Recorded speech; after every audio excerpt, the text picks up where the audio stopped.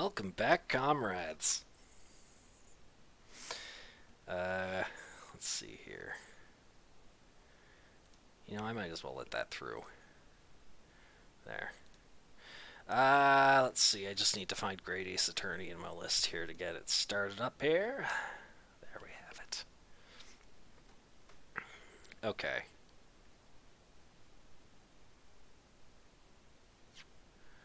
That's right. There's one more. Okay, but where is it?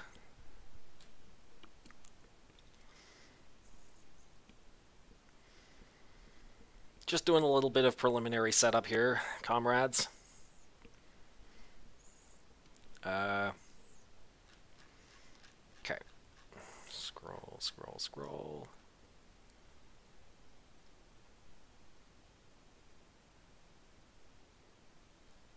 Okay.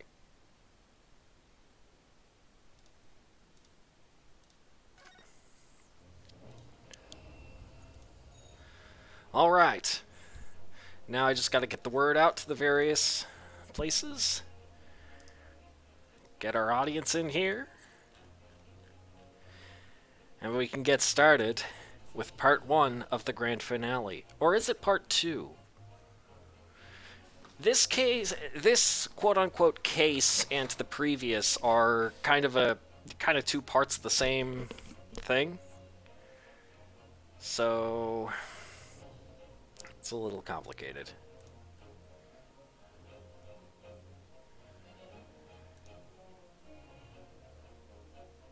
Oh, hey, Nibble. Glad you could make it. It also looks like my Discord is bugging out, so... Oops. Let's see. Let's see if this fixes it. It says the encoding's overloaded, but it says that on and off, so I don't know whether it only says that because I set a Phasmo update to download. No, but that's finished. Okay. Yeah, I don't know what's using all the resources. Let's find out because this is because Ace Attorney's pretty minimal. Let's see, service host, desktop window. Oh yes, of course, Firefox. I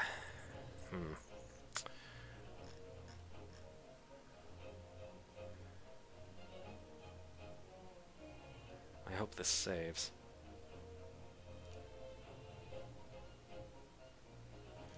Okay, yes, it's saved. Okay, so I can just close out of that, and that should free up some resources, I think. All right, let's get the links out.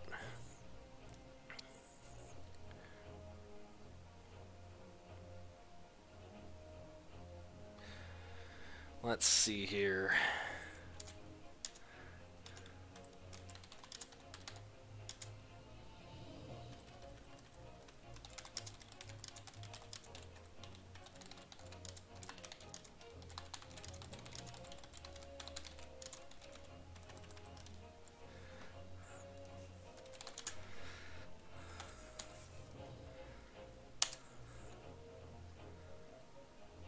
Okay.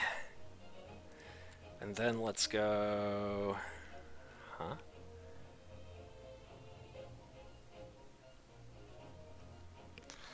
Right. Here. Here. And here.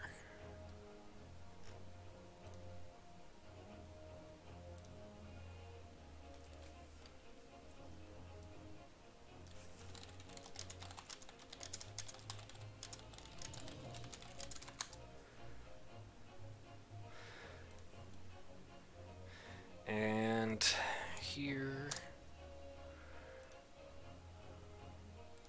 And here.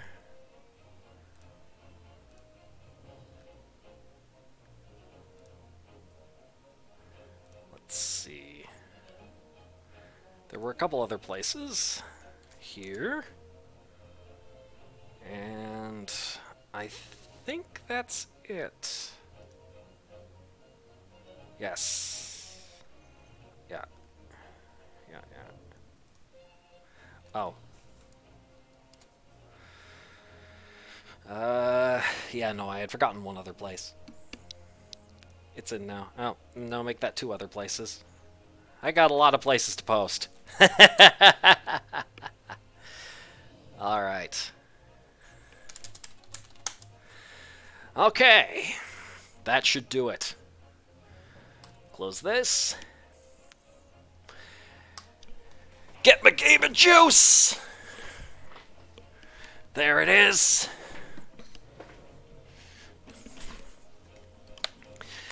And we're good. Oh yeah, and I'm going to disconnect the Switch controller because that tends to cause issues.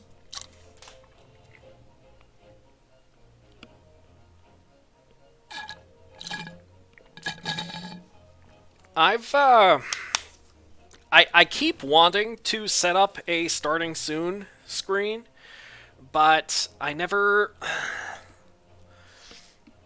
actually done it for a couple of reasons. One, I'm no artist of that type, at least, and two, when I do it, I'm gonna have to do 2 different. I'm gonna have to do 2 different starting screens, maybe 3 if you think about it. So it's gonna be a little bit, but I think you're working on one for a long time. Then Legs offered to draw up yours. Oh, that's nice. Good to hear. Really though, I might get to work on that tonight after this stream here, because I've been putting that off long enough. You're right, it would be useful. Anyway, thus begins the final chapter, the resolve of Ryunosuke Naruhodo.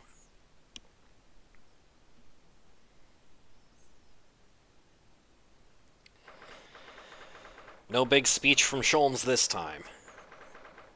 Mostly a catch-all for all your games, just change the logo for what game you're gonna play. Yeah, but I have 2 personalities on here, and each of them is gonna need their own, each of us is gonna need our own, starting screen, I think. Let's see. 3rd November, 9:14 a.m. The Old Bailey, Defendant's Antechamber. So, the time's finally come. Today, we unravel everything. I'll be counting on your support more than ever. Today, Miss Susato. Miss Susato? Ah! Oh no! What's the matter, Mr. Naruhodo? Nothing. I was just saying that I'll be relying on your support today, but... I'm so sorry! Of course, I know I can be rather incompetent at times, but... I shan't let you down! Would you mind helping me to my feet, then? Oh dear, I'm really very sorry.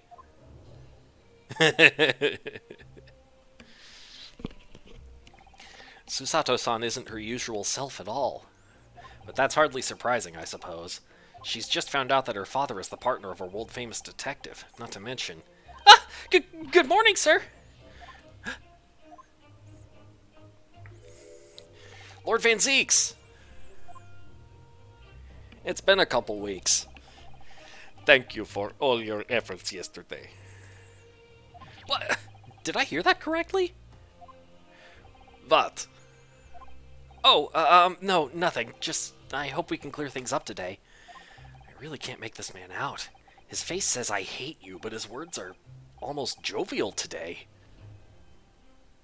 In fact, he hasn't been very Reaper-like at all since this all began yesterday. Lord Van Zeeks isn't the Reaper, Mr. Naruhodo. Good point. The Reaper? I suppose in hindsight, I shouldn't have allowed that misconception to go unchallenged. Huh? It was my tacit acceptance of that pseudonym. My failure to stop the Reaper becoming something more than a mere legend that led to all this.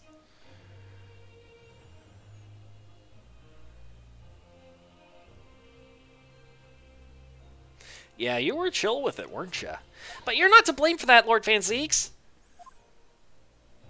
It's only because serious crime in the capital dropped off so sharply when the public started calling you that.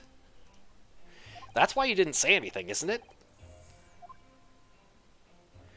To be frank, I'm not sure that was the sole reason. What do you mean? There was a rumor at the time that the Reaper was really the ghost of my late brother. That having been slain by that evil killer, Clint's restless spirit returned as some sort of demigod, to wield a deadly blade of justice where I, by dint of the law, could not. Yes, we've heard that story too. When I lost him, I felt as though I'd lost my guiding light. I didn't know where to go or what to do. And so, in some small way, I wonder if perhaps those rumors made me feel his absence a little less keenly. Ah, this guy really is Edgeworth all over again. Even if I knew it was just an illusion. Just some nonsense conjured up by an over-imaginative public. He was obviously extremely important to you. Lord Clint Van Zeeks. Well, what's important now is uncovering the truth. That's all that matters. I know that you didn't take anyone's life. And I intend to prove that beyond a shadow of a doubt in court today. I never thought I'd say this, but I can see it in your eyes, that burning desire to cut through all the lies and deception. I can't deny it any longer. You are a lawyer of absolute integrity. Thank you. Now tell me, why do I detect the scent of expensive tea leaves in the air? Oh, Iris, when did you get here? Oh! Ah! I brought you one of my special blends. Hurley loves it. He says it helps him to clear his head. I thank you. Oh. That's surely the first and last time I'll ever see a sight like this. Wow, this thing, this microphone's gotten more sensitive than I remember.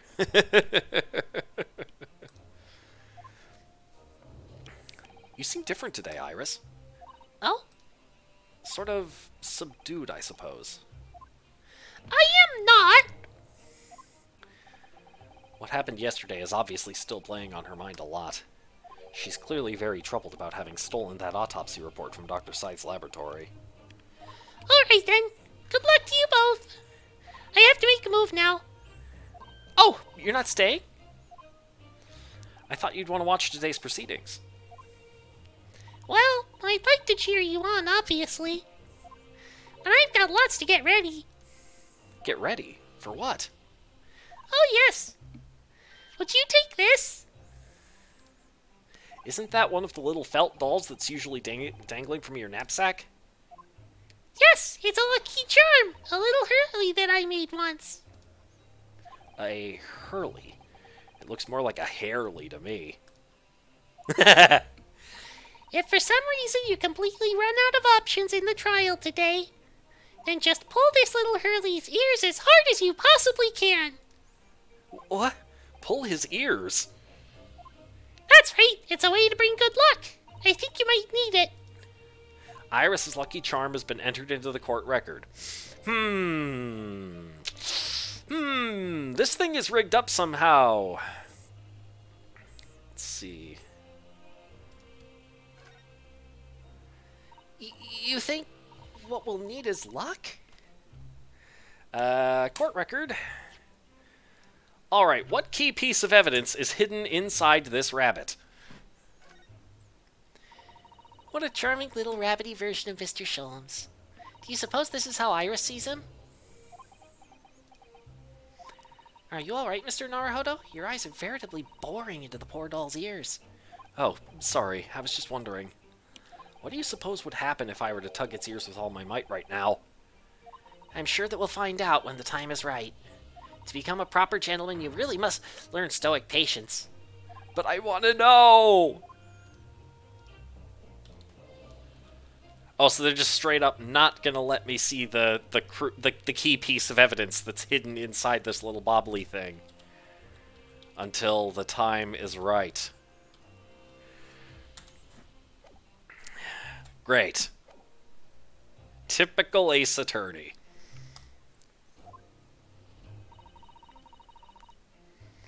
I just sneaked a peek inside the courtroom, and it seemed very different to normal. Yes, it would seem that a certain someone has decided to pull out all the stops. What does that mean? It means Strongheart did it. What about Mr. Sholmes, Iris? I don't know. He was out all night and he hadn't come home by the time I left this morning. Oh, I see. Was Professor Mikotoba out all night too, do you think, Mr. Sato? Yes, it would seem so. I telegrammed the hotel this morning. And apparently they didn't come back to their rooms last night at all. They? Father and Judge Jigoku, I mean. Judge Jigoku, too? That's right. Nobody appears to have seen either of them since yesterday. Uh-oh. Counsel for the defense and the defendant! Court is about to be in session. Please make your way inside the courtroom at once. Good luck then, Runo. Good luck, Susie. Yes, thanks, Iris. And you, Mr. Reaper. I hope it goes well. Once again, I thank you for the delicious tea. It was very soothing.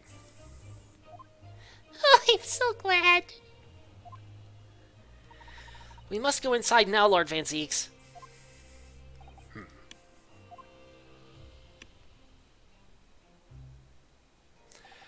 Lord Van Zieks has always been the formidable prosecutor. I've had to lock horns with in court. But not today. Today, I battle with another in pursuit of the truth. My best friend, Kazuma Asogi, who I trust more than anyone else in the world. Now I understand what it was that drew me here to Britain all those months ago. Now I know exactly what destiny had in store for me. It's all been leading up to this one day, to this one trial, to this one final reckoning.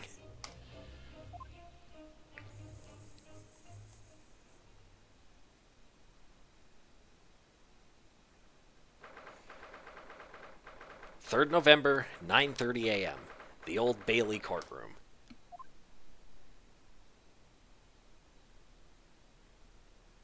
Place feels very empty. Feels even more oppressive here than it did yesterday. There are cold stares piercing me like knives from all sides today. Ah! Mr. Naruhodo, look! Lord Strongheart! Uh-oh. Well, we're boned.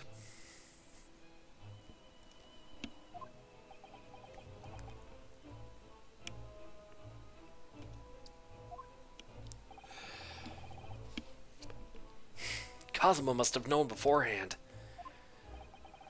The ramifications of this trial now extend far beyond the murder of one Scotland Yard inspector. In fact, events have come to light that threaten to rock the very foundations of our country's legal system. The escape of a condemned criminal on the night of his execution, the subsequent unlawful shooting of the man, and the revelation that prison staff must have been complicit in the jailbreak.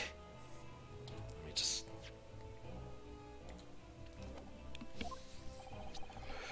Britain is currently hosting influential members of the judiciary from countries all around the world. It is imperative that we uncover the truth in these proceedings to avoid international embarrassment. You mean like the international embarrassment sitting at the judge desk right now? Whatever that's called. By royal decree, this will continue to be a closed trial. and one over which I, male Strongheart, exercise total and unequivocal authority. Like I said, we're bound.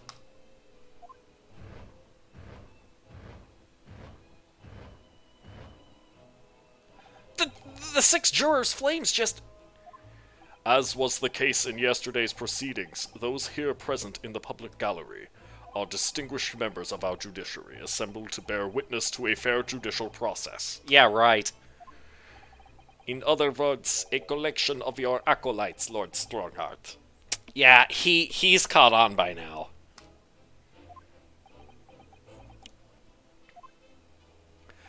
On a personal note, I find this most distressing, Lord Van Zieks.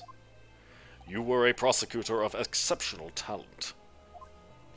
Much like your brother Clint, in fact. Oh, boy. Oh, jeez, he's using that as the gavel?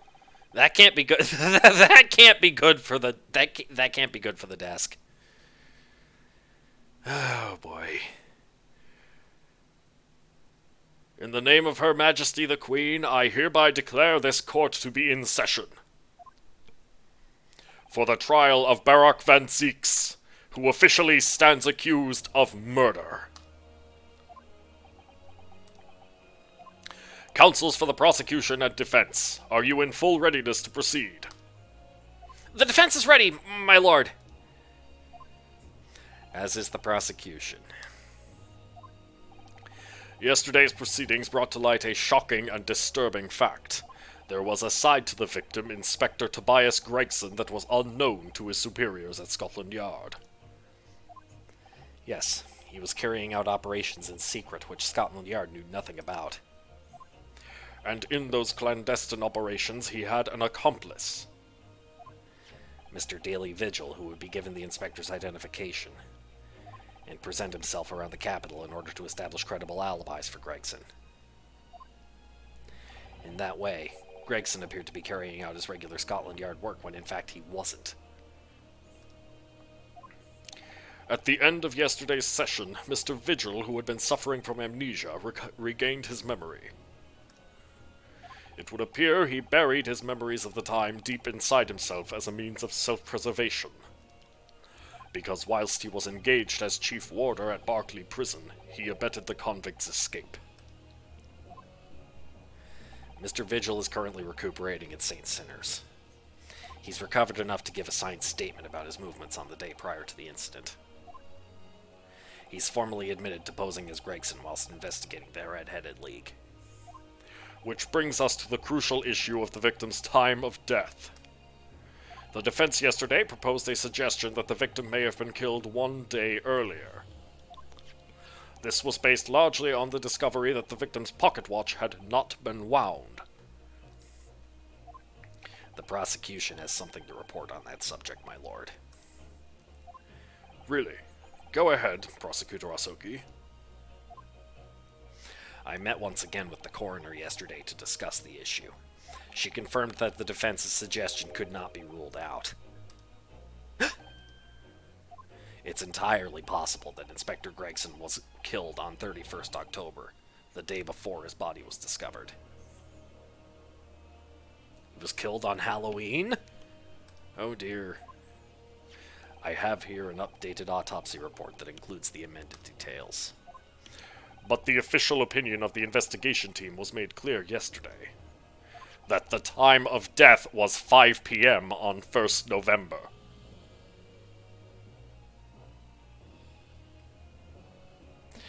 With everything that comes out of your mouth, buddy, and now it's written all over your face. You're guilty as sin, buddy.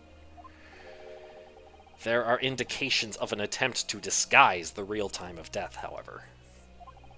It seems that the natural decaying process of the victim's body may have been slowed by keeping it chilled. That's out of the question.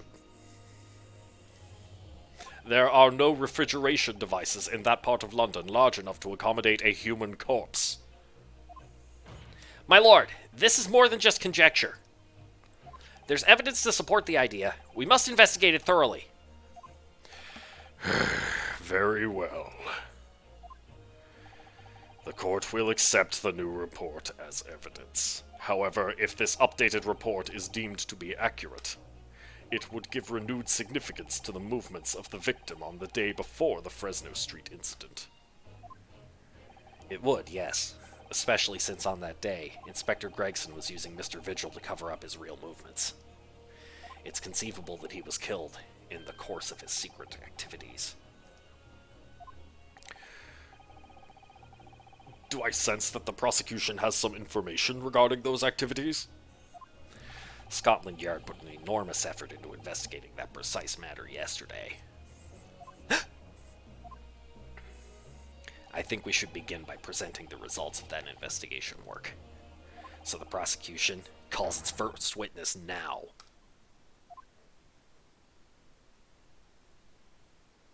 Oh, hi. State your name and occupation for the court.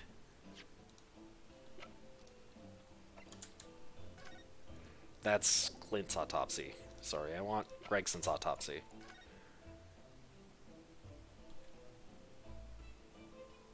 Okay. Inspector Gina Lestrade reporting. Representative of Scotland Yard. A self-conferred rank, but never mind. Gina again? What's your problem, Otto? What's with that Gina again, look? Eh? Ah! The boss meant the world to me. He done more for me than anyone else ever did. Oh, Inspector Gregson, you mean? He got me out the back slums of the East End and took me under his wing. Taught me that life can have a purpose. So that's why I'm the best person to be standing here speaking for him. Oh, Gina. Right. All out of the goodness of Gregson's heart. Not at all that he had his arm twisted by Mr. Sholmes. No. What's relevant to these proceedings is that the outcome of Scotland Yard's investigations yesterday has revealed that the victim was carrying out some assignment the police knew nothing about. Very troubling. That face. Lord Strongheart knew! So, Inspector Lestrade, let's hear exactly what it says in that report. Come right up, sir!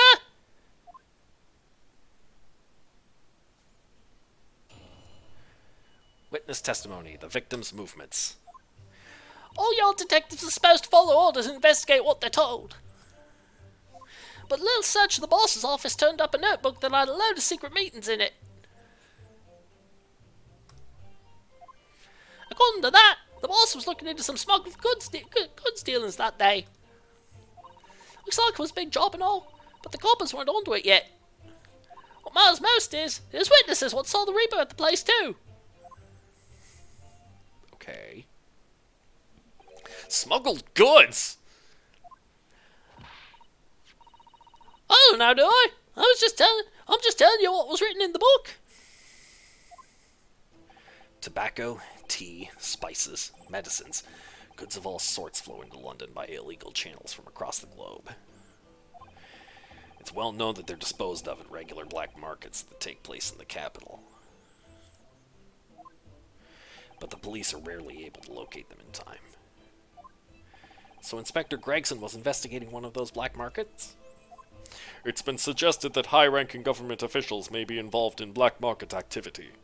No doubt Gregson was trying to avoid details of his investigations being leaked to the involved parties. That would explain why he was operating on his own authority without the Yard's knowledge. And do we know where the dealings were taking place this time? In a particular room of a certain exclusive London gentleman's club. And on the day in question, the accused is known to have been there. That's the conclusion of Scotland Yard's investigation into the matter. That can't be! We haven't heard anything about any of this! Members of the club have testified to it. There's no question. The accused, Barak Van Zieks, was present. That would be very significant testimony, then. Oh my, but Lord Van Zieks has made no mention of this at all!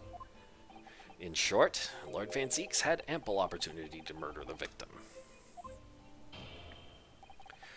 Very well then. Counsel for the defense, begin your cross-examination.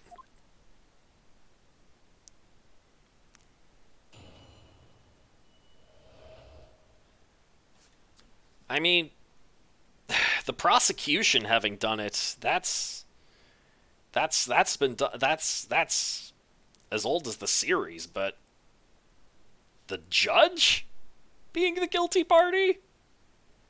Oh boy.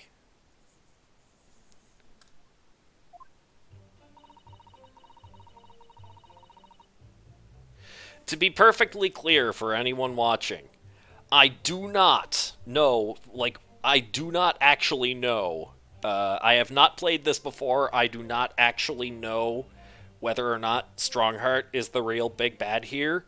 I'm just really, really convinced he is for a number of reasons.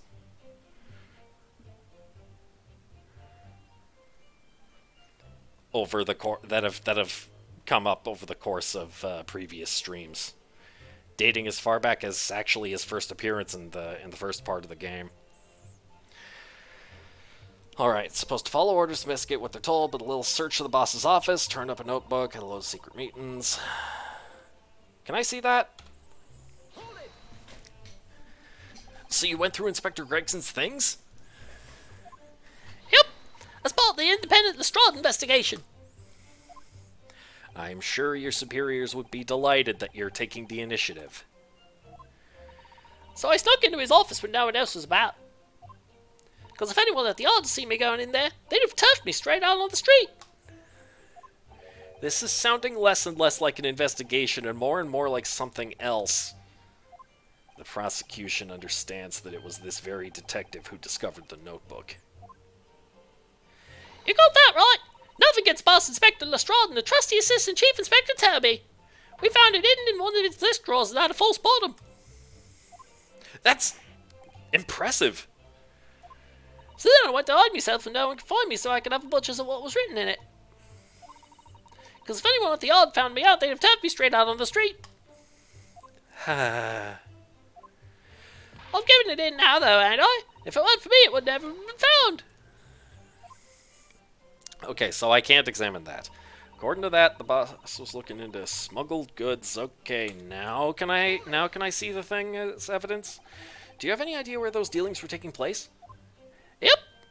It was all down the boss's notes. Let's see if I can remember. As I already said, the illegal dealings were due to take place at a gentleman's club. Yes, I remember, but I was hoping to find out the name of the club. That won't be necessary. What? It's conceivable that the club might be used again by the smugglers in future. Therefore, the prosecution has been asked not to reveal the name in these proceedings. But this is a club. Oh, right. Judiciary might be involved.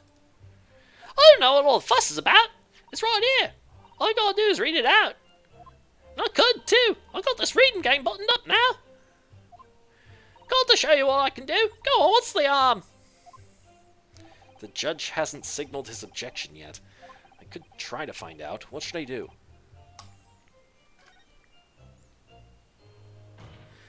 This is a closed court. The proceedings are confidential. There shouldn't be any possibility of the information being leaked. As I explained, there is some possibility of politicians being involved in this affair. The prosecution is rightfully exercising caution, I imagine. No, my lord. The prosecution has no objection. Kazuma? There's no question that Inspector Gregson was looking into these black market dealings. However, it's not yet been established that he was on that particular trail on the day in question. If the defense requires to know the club's name, the prosecution has no intention of being obstructive. Right then. I'll get to show off my reading skills. Apparently the smuggled goods deal was going to happen at a gentleman's club called the Grouse.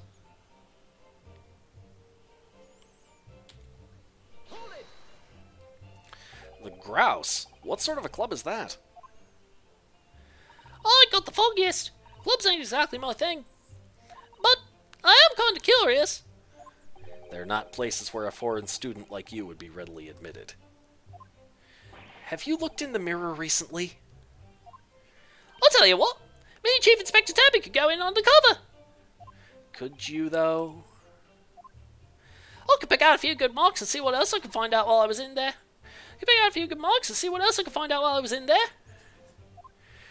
I really don't think you should go picking out anything. Anyway, that's where these black market dealings were going to take place, is it? Yeah, it's called me. That's what the lower-ranking detectives at the yard reckon. Says the even lower-ranking detective. Looks like it was a big job and all, but the coppers weren't onto it yet. This is obviously significant, but how? Let's just press everything and see what else we can find. So, you follow orders, do you, Gina? Nah, not me. I'm above all that, see? Oh. The boss always had special orders for me. Grab us some fish and chips, or go and give Toby his grub. That kind of thing. So, errands more than orders, then. This detective is still an apprentice, after all. Yeah, well, this apprentice ain't one to sit around and wait to be told what to do, even by the boss. That's why I've been doing my own investigations into what happened. I didn't find much at first. Okay.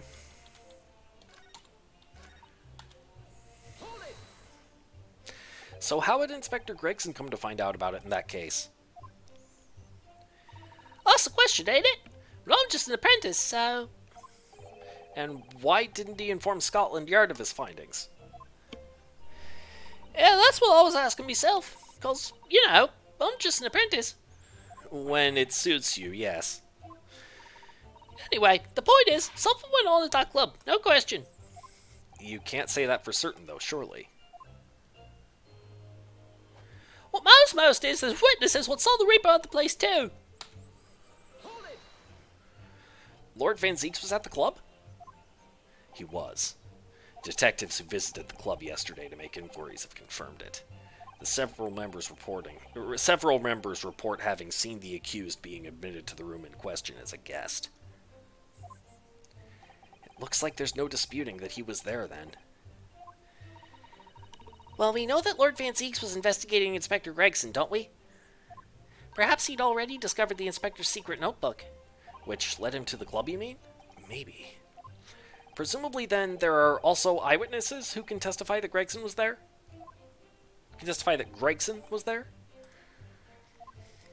None have been identified at this time, no. So the all-important victim wasn't seen at this mysterious club. Oi! Why ain't you asking Inspector Lestrade here, eh? So that's all I've got to work with. Gina's not holding back with that ice-cold stare of hers, is she? I really don't know what to make of all this. Lord Van Zeeks told us that he was investigating Inspector Gregson, but he never once mentioned that he met the inspector the day before the incident. You don't think Lord Van Zeeks could have been lying to us, do you? That's not the only way to explain this. Oh! If everything Lord Van Zeeks has told us is true, then there must be a mistake in this testimony somewhere. You mean there are details we've yet to uncover? Exactly. A clue, perhaps, that even Gina hasn't noticed. That's what we should be looking for here. Alright, let me review the evidence again. No. Red-Headed League, no. Vigil, no. Back of a ticket for passage on the steamship. Blackbird line. Wait a minute.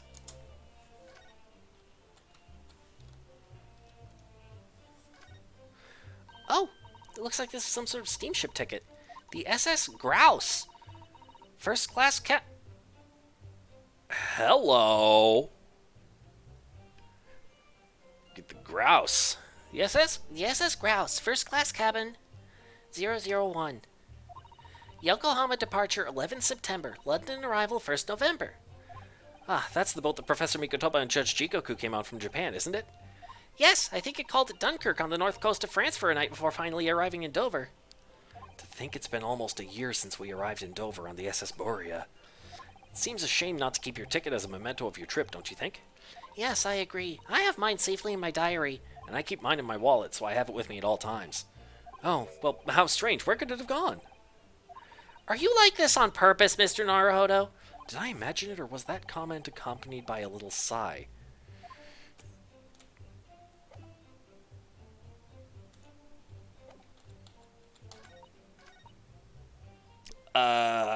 Present this. That was fast. I've read about these clubs that exist here in Britain. As I understand it, they're places where well-to-do gentlemen socialize with friends and colleagues. Don't imagine for a second that a foreign student like you would be admitted. Seriously, is your mirror cracked or something? Do we know for sure that the contraband dealings were definitely happening at a club called the Grouse?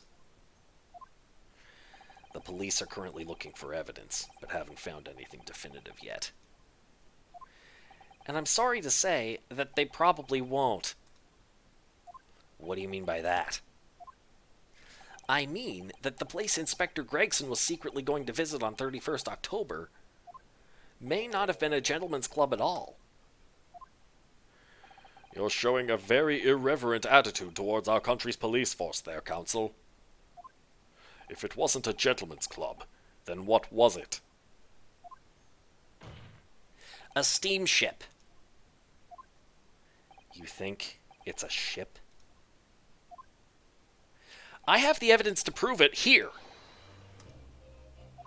Let me see that. This dark-suited young man is not in the least bit untrustworthy. The other side, my lord.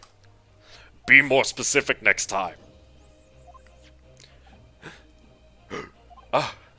This would appear to be a ticket for passage upon a steamship, yes. The SS Grouse. Objection. So there's a steamship named the Grouse that happens to share a name with the club. But I'm afraid to say, there's a flaw in your logic there. How? Look at the ticket. Notice the date of arrival in port. The ship arrived at the port of Dover on 1st November. Oh! The day on which the sound like a gunshot was heard on Fresno Street. In other words, on the day in question here, 31st October, when the victim was on his clandestine mission. That ship hadn't yet docked on British shores. That would certainly make an undercover investigation somewhat challenging.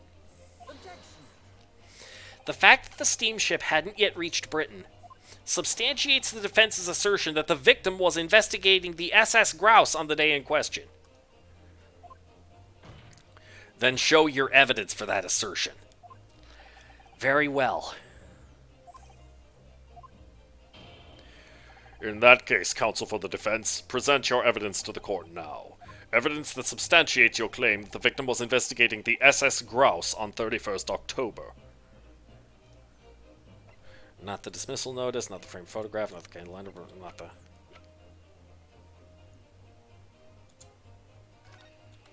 Just as a refresher, I've always wondered what the underside of a hairpiece looks like. That doesn't surprise me at all, Mr. Naruhodo. You always want to see what lies beneath, don't you? I'm not sure that's quite how I'd put it. You must have to use lots of birdlime to keep it in place on your head. So it doesn't get blown off in a gust of wind, I mean. That might be a little inconvenient when you wanted to take it off again, don't you think? Okay, so it's not that. This is a key to wind up the watch, the pocket watch, murder weapon. This was displayed in Inspector Gregson's office. Accurate estimation of the time of death is not possible. Okay. Shot in the chest at close range from the front, resulting in instant death. Members of the judiciary, okay. Crime scene floor plan. Notice board.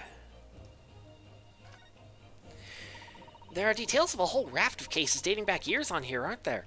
This paper from 10 years ago is browning with age, look. Out of interest, the most recent thing appears to be this newspaper cutting here. Oh, it's the same Red-Headed League advertisement that Mr. Sholmes had picked out. And do you remember? There was a red hairpiece at the scene, too. Was Inspector Gregson an exponent of the Red-Headed League, then? Okay, I was hoping to find something on this board about the SS Grouse, but apparently not. Relating to victims of the Reaper. Okay, Venus Firecracker, photograph of the victim, tightly curled up. Okay.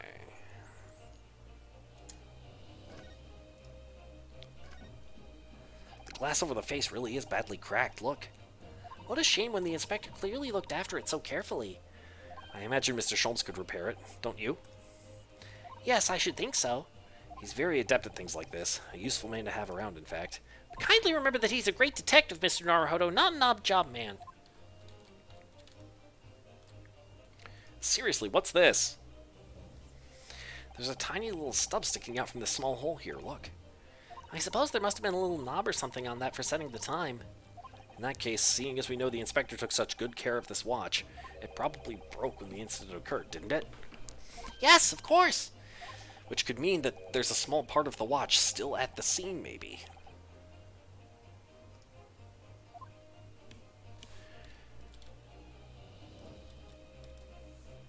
I don't think it's this, but I'll come back to this if there's nothing else to come back to. Police identification.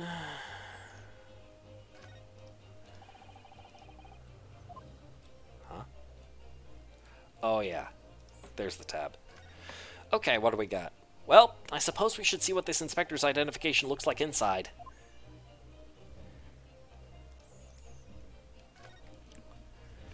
This Scotland Yard insignia looks genuine to me.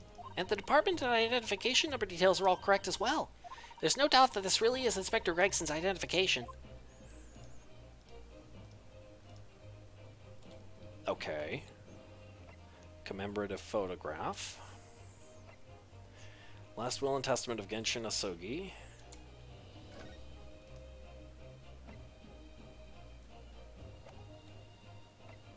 Gregson's trunk. Have you seen this huge gash across the side of the trunk here? It's gone right through the leather and into the metal behind. Gosh, for a metal chest like this to have been so badly damaged, whatever made the gash must have struck the side of the trunk with considerable force. I wonder how it happened.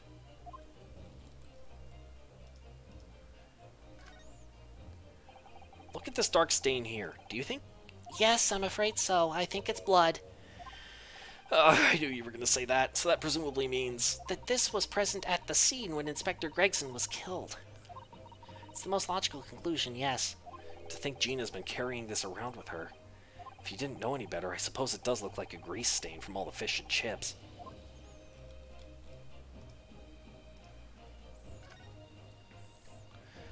Let's have a look inside.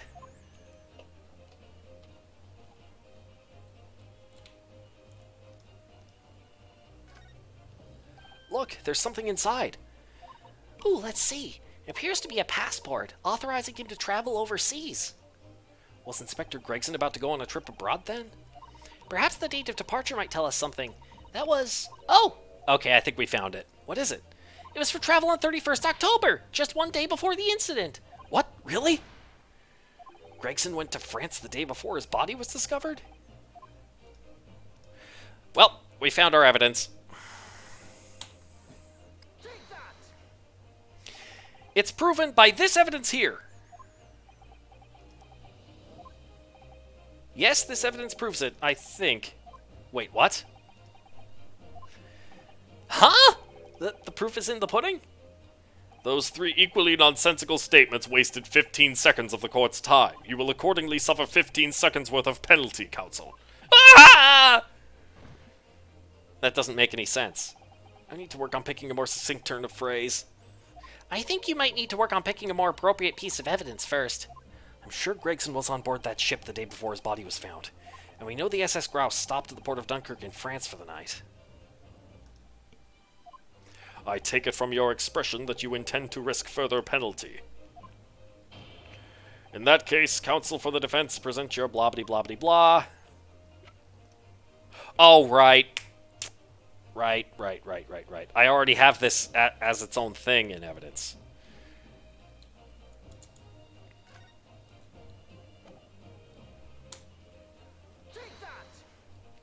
Right, yeah.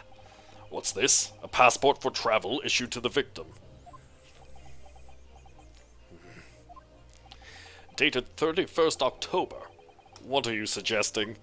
I'm suggesting that just one day before the inspector's body was discovered, there's a distinct possibility he wasn't even in the country.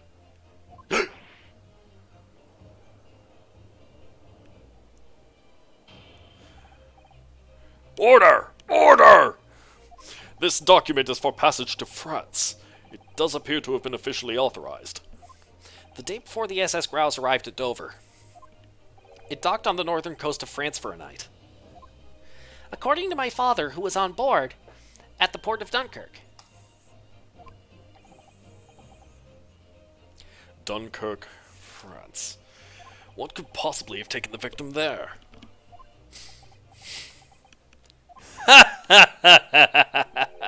I'm impressed, Ryunosuke Naruhodo. I certainly didn't expect you to get your hands on that passport. What? You mean you knew about this? The prosecution's strategy for this trial has been laid down by the Crown Prosecution Office. On the day before the incident, the victim was investigating contraband dealings at a London club. That's the outcome of Scotland Yard's investigations and the line the prosecution has been asked to follow. But personally, I don't agree. I think the prosecutor's office is trying to hide something. Here we go! What?! And now that you've expertly disproven their assertion, I intend to reveal what I believe that something to be. Oh, here we go! What are you playing at, Prosecutor Asogi? A courtroom is a forum for the truth, my lord. Which is why it's my duty to present all the facts, without exception. Let me guess. This was your intention from the outset, wasn't it? The reason Inspector Gregson secretly made his way to the steamship docked in France on the day in question was to carry out a mission for the Reaper. The Reaper?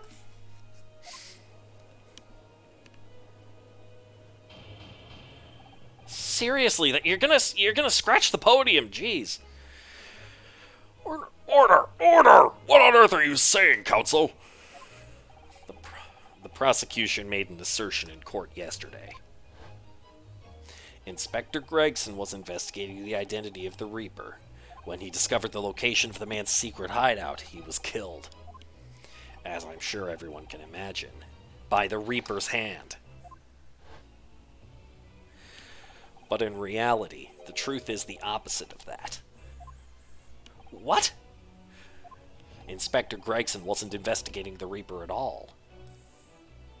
He was, in fact, acting for the Reaper. So, you're saying the mission he was undertaking was, obviously, an assassination.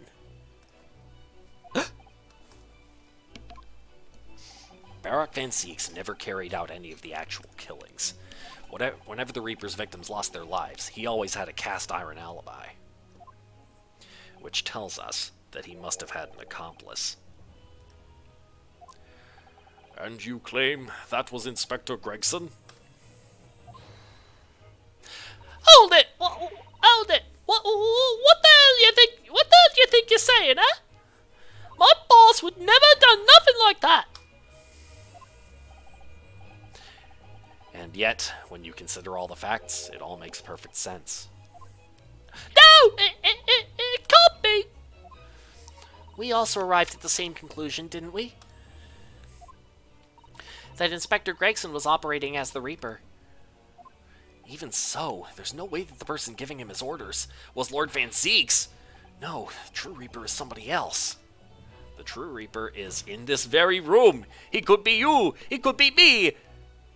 He's probably the guy. He's probably the guy in the yellow jacket on the judge's podium thing desk.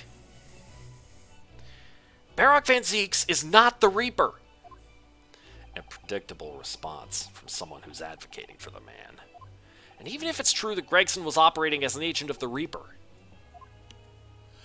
the suggestion that he went aboard the SS Grouse on an assassination mission doesn't follow at all. Oh? You have some solid reason for doubting the assertion, do you, Counsel? Absolutely. It's very simple. On the day in question, nobody was killed aboard that steamship. Professor Mikotoba and Judge Jigoku were on that very ship. If someone had been assassinated, I'm certain we would have heard about it. What's so funny? You're right, of course. No suspicious deaths were reported on board the ship, including Gregson's. Is that what you're about to say? But I think perhaps you've missed the point.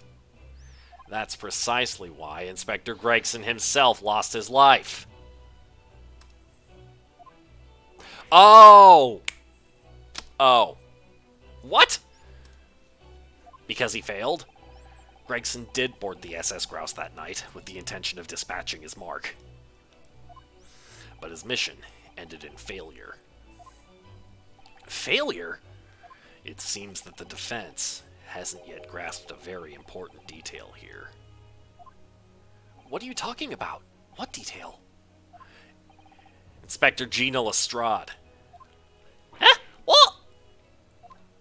The victim's notebook that you read an excerpt from earlier. That doesn't contain details of secret investigations at all. It describes 10 years of assassination plots to be carried out by the Reaper of the Bailey. You're lying! Even if all them bludgers all got taken out of cupboard, the boss weren't the Reaper. Poor Gina. There's no question that Tobias Gregson was heavily involved in the Reaper's activities. You may just be an apprentice, but if you spent any time at Scotland Yard, you must have heard rumors. I ain't heard nothing, and I don't believe a word of it. Then testify again, as a representative of Scotland Yard. Consider it your chance to defend your boss. I don't. I concur. The witness will give a new formal testimony. Miss Lestrade, you will tell the court everything you know about Inspector Gregson's secret notebook.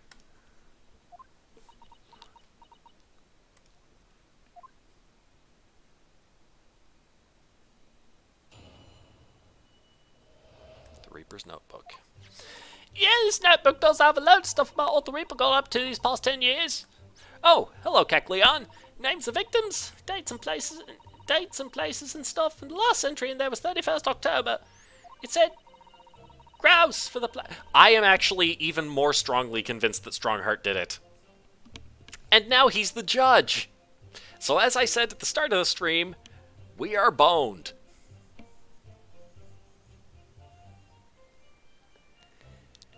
They have now made it very plainly obvious through the dialogue that Strongheart is hiding something big. And he's been obstructing, he's tried to obstruct the case a couple of times already. So and worst of all, he's abusing okay, so you know that unicorn staff that he has? He's using that in place of a gavel. He's banging that really sharp unicorn head thing on the little gavel stand thing. I don't know what it's called at the judge podium desk, whatever. You probably know the terminology here. He's probably scratching it up badly. It said grouse for the place on that date, and then the name of the mark. There was a note about him being a criminal what got away from the Reaper in court 10 years ago, Summit.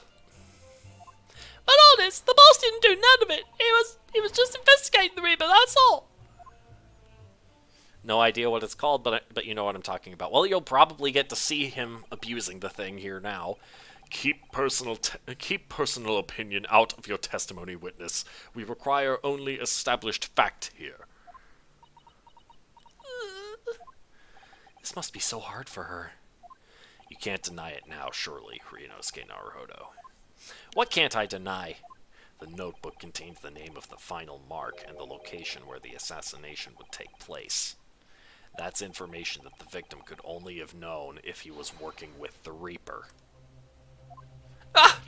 Well, I mean, yes. So, who was to be this final mark?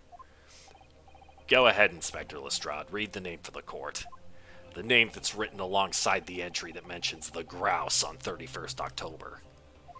Huh? How do you read this, then? Reading's still not her strong suit. That ain't the problem, alright, Otto? It's a funny name, it ain't English. It's hard to read. Kazuma? You think Kazuma's going to be listed as the final mark? Just to throw everything off. Honestly, there is a not insignificant chance of that. It's a funny name, it ain't English, it's hard to read. So it's someone from overseas? Let me have a bash at it. Seishiro. Seishiro? Is that the judge? Oh, Genshin Asogi is long dead. Let's see. Court record. People. Yes! This guy! It was this guy! They were listed as, This guy was targeted? What? Oh, hang on, my, headset cord got tangled around my chair. Okay, there we go. Yes, it's this guy. Seishiro.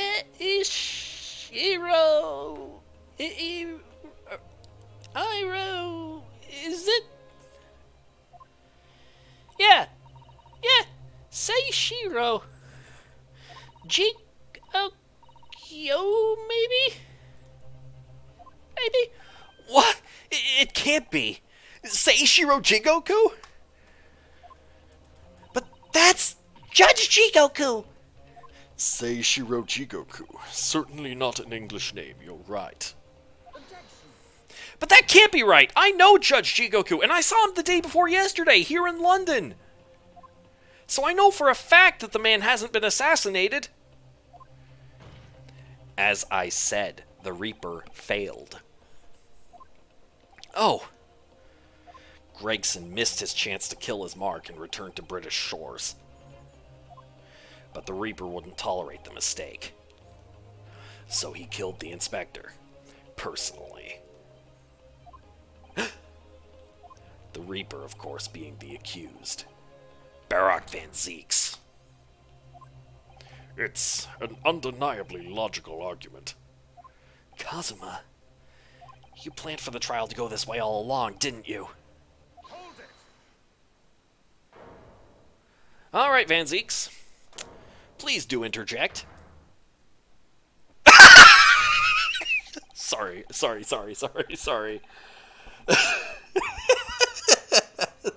everybody. I apologize to ears everywhere. Oh my god. Okay. Pray forgive the discourtesy of filling my hallowed chalice whilst I stand accused of murder. Oh, hello, Riker. Remind me who Riker is again? Lord Van Zeeks! The accused has no right to speak uninvited in court. You will return to the dock. I say nothing of whether or not I'm the Reaper. That's the task of this court to decide. Star Trek character known for sitting and standing weird. Fair enough. But there is one thing I can say unequivocally. That girl is no detective. What? No, That's right, I ain't. I'm an inspector. Repeating rumors heard around the yard, reading entries from a notebook of unconfirmed origin. That's not testimony, it's practically a script. No doubt the rest of this trial will go exactly as you've clearly planned.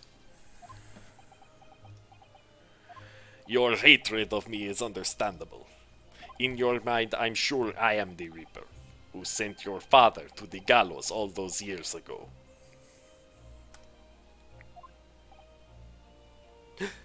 Yeah, Van Zieks thinks that Strongheart did it at this point. He hasn't said it outright, but it's pretty obvious. He's made several jabs by now, or at least more than one, that this trial is rigged by Strongheart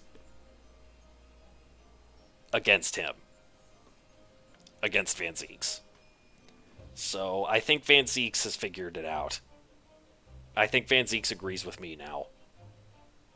He too believes that Strongheart's the bad guy.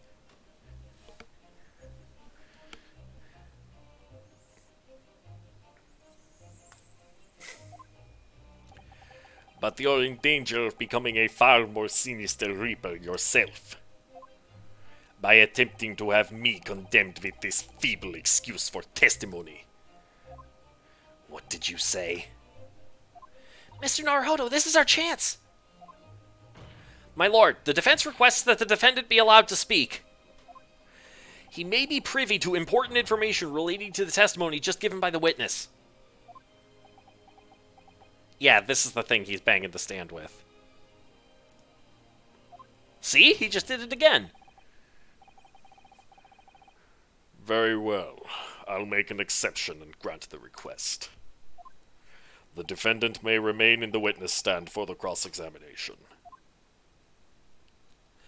Then allow me to toast the court's impartiality. Don't raise your glass in my direction, sir. Counsel for the defense, begin the cross-examination immediately. Here we go. At once, my lord.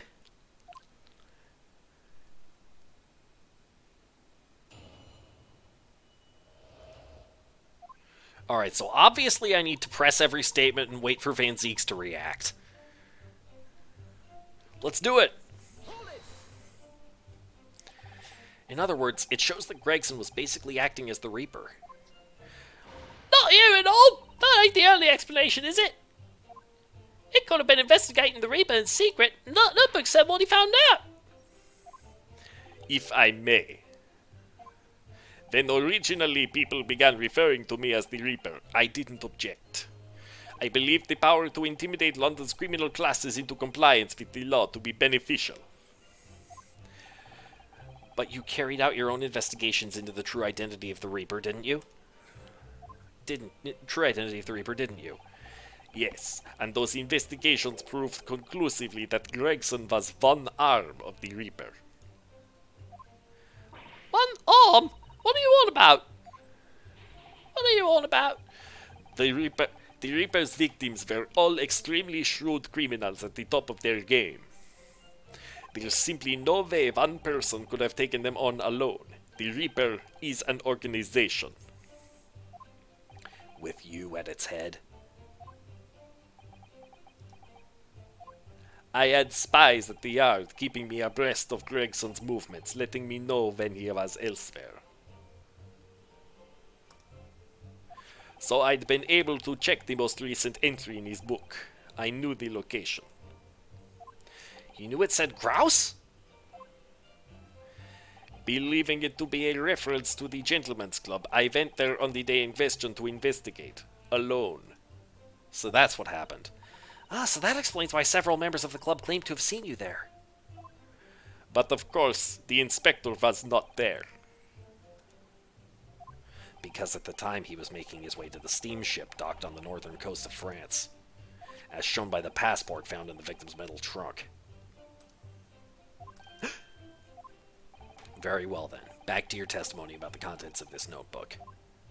Fine. Is something wrong, Mr. Naruhodo? You seemed a little shocked by something a moment ago. Oh, no, it's all right. I'm overthinking this, aren't I? Hang on. What?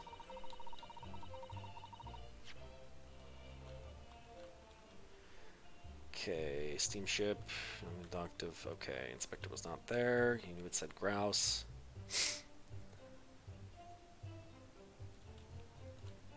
Yeah, so he was able to... Okay. Shocking thing is probably that he was able to get that stuff. Okay, keep pressing. Names of victims, dates, and places and stuff? What in particular? Besides the victims' names, this other name kept cropping up. What other name was that? It's the one I told you yesterday. The same name written over and over again. You mean... Asa Shin? Yeah, that's the one. She's a friend of yours or something, isn't she?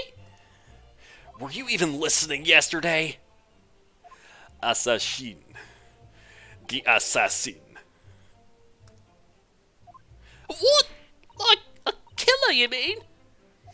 Gregson was the tactician, the one who came up with the plan of attack. He investigated the marks thoroughly, finding out when they will be vulnerable and who to use to get at them. But the person actually executing his plans was someone else, you're saying? If that's true, then the Reaper does indeed start to sound like an organized group of vigilantes. This is a counterfeit muffin investigation. Yeah, no. That, her name was kind of on the nose, as it were. But I guess that's why they gave they gave her a, that's why she used a fake name of Josiah Brett for most of the game, I suppose. If that's true, then the Reaper does indeed start to sound like an organized group of vigilantes. Ah, then perhaps what it said on the passport document. Permission for the applicant and one additional person to travel. Could that additional person have been... Clearly the assassin who was meant to take Seishiro Jigoku's life. Gina, can you confirm that? Against the final entry that listed Grouse and Seishiro Jigoku, what name was written? Well, that's the only entry that didn't have a name next to it as it happens. Yeah, because Shin was long dead. What? It just sounded like a question mark or something there, I think. In other words, Gregson himself didn't know the identity of the assassin in that case. But Gregson was the one making the plans, was he not? Oh, how infuriating! A nameless assassin? An assassin whose name he did not know.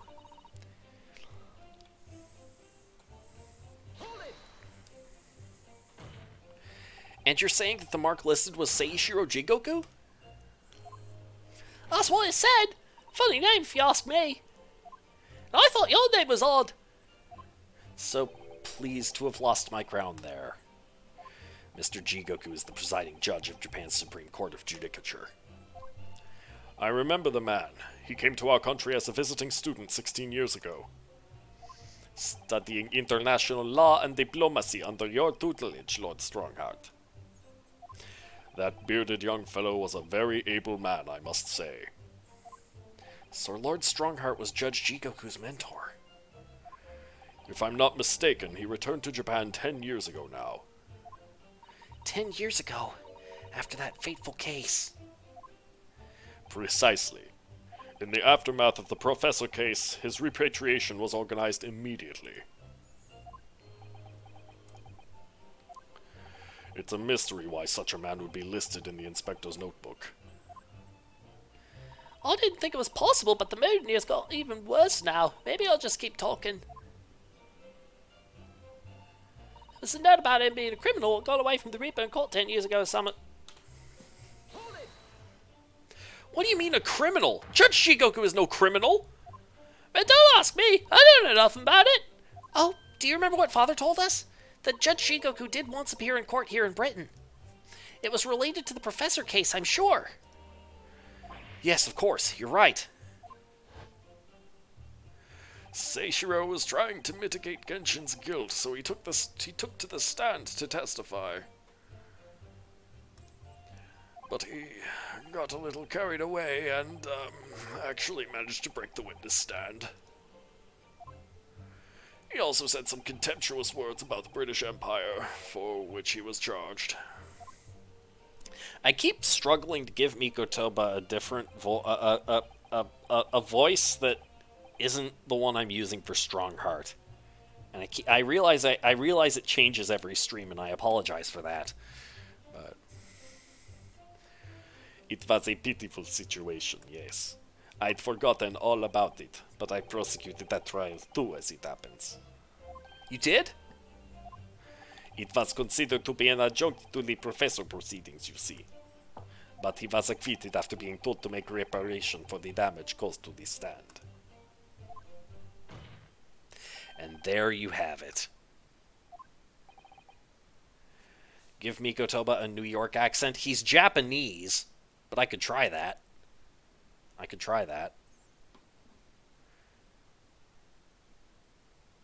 Especially given how he's dressed up for his trip here.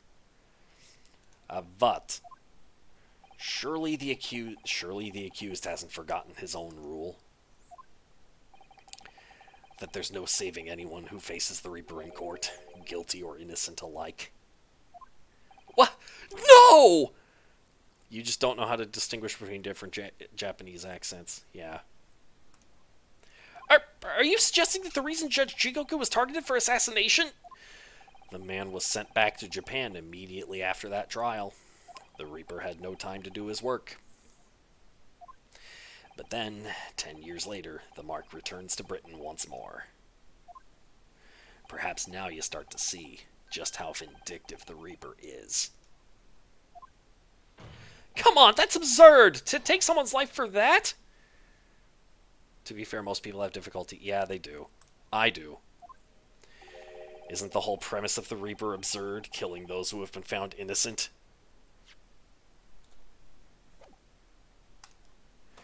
Clearly, the rules by which the man operates are beyond a sane person's comprehension. But... Objection! Right, I've had just about enough of this. Gina? All this nonsense about the boss planning to kill people. It's cobblers. Come on, Otto. Yes? Why ain't you saying nothing? Why ain't you yelling out objection or something? What? You gotta find a flaw. You do usually. Someone's lying here. No question. You gotta work out who it is. Please, for the boss.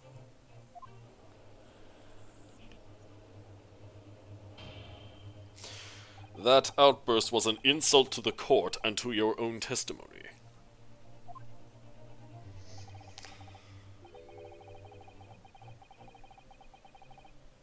Oh, jeez. I might have known that a common pickpocket from the back slums couldn't make a detective. Yeah, you're guilty.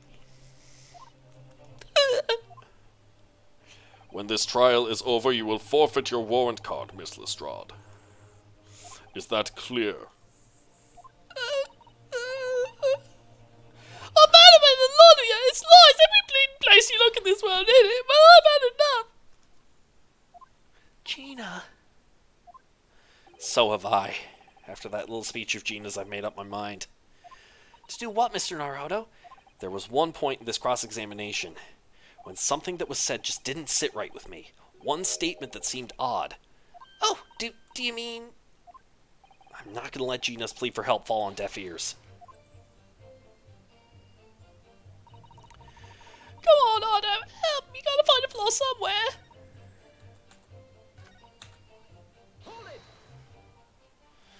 I want to thank you, Gina. You helped me find my resolve. What do you mean? Amongst everything we've heard during this cross-examination, there's one thing that defies explanation. One inconsistency. What? An inconsistency. Really, Otto? I don't quite know what it means yet, but... Yes, there's an inconsistency in something that was said by...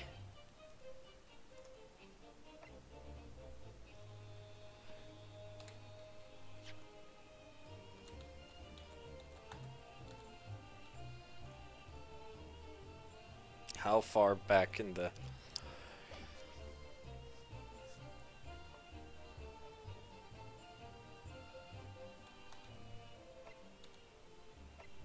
Oh, they're not gonna let me... They're not gonna let me back out of this? Okay.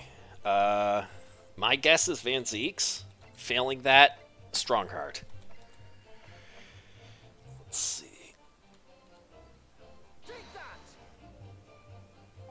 Of course, by you, Lord Van Zeeks. Me? What? Your face has turned ashen. How could he know? Is that what you're thinking? If my face has turned ashen, it's because I'm thinking, how could he? I don't know where you're going with this, but... maybe the evidence you're obviously about to show the court will clarify. In that case, the defense will present evidence to substantiate its claim. To which piece of evidence does this alleged inconsistency relate?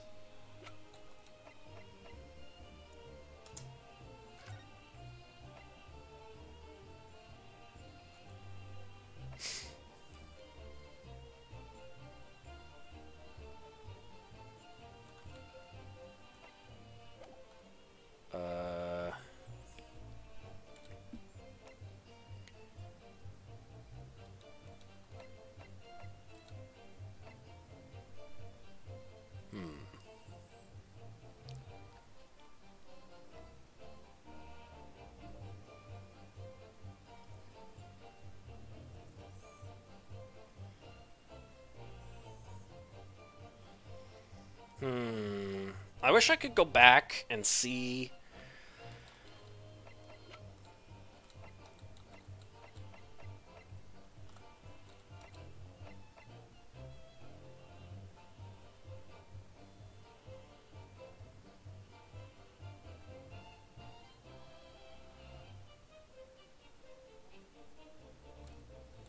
I wish I could go back and see and review what was brought up when I pressed the first statement, because that was where Naruhodo reacted.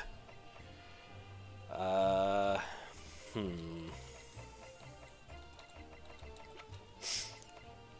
see.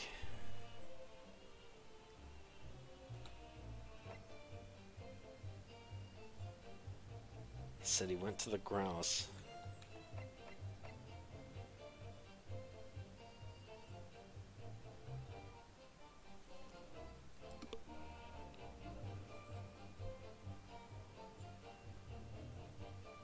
Was investigating the Red-Headed League.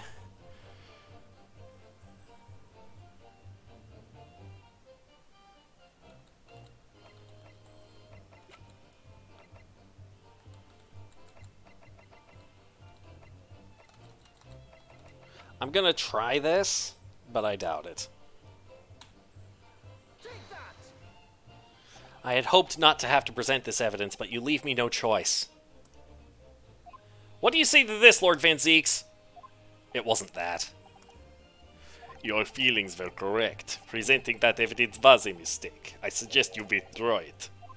Sorry? Good advice. Because you've turned decidedly ashen. Ah! I only hope the Reaper doesn't hold that against you. Ugh, fingers crossed. I think this line of argument has run its course. I suggest you learn from your mistakes before you make a fatal one in the eyes of the Reaper.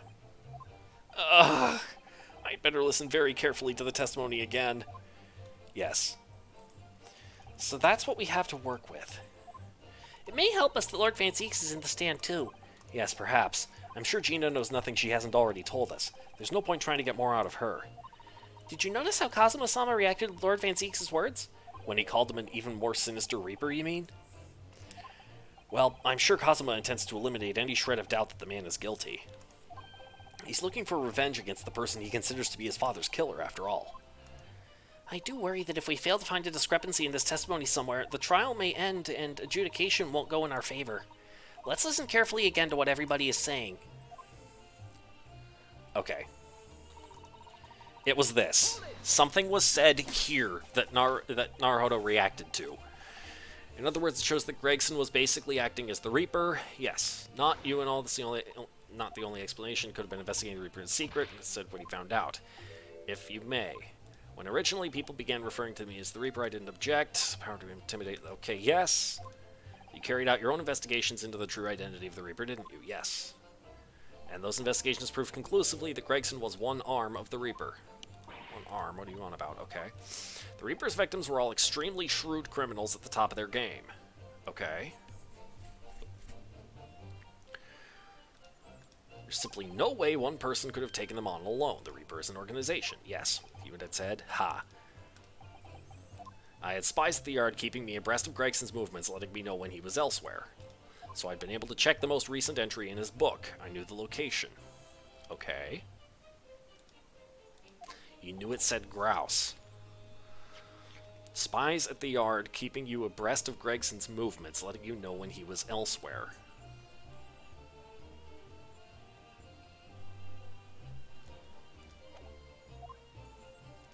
Believing it to be a reference to the Gentleman's Club, you went there on the day in question to investigate alone. Okay. Several members of the club claimed, but of course the inspector was not there.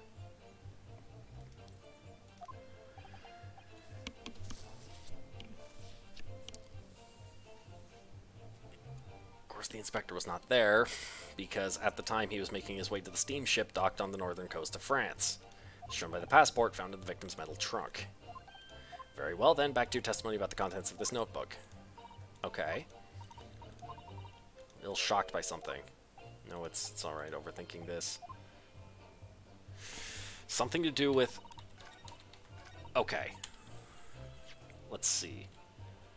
I had spies at the yard keeping me abreast of Gregson's movements, letting me know when he was elsewhere, so I'd been able to check the most recent entry in his book. He knew the location.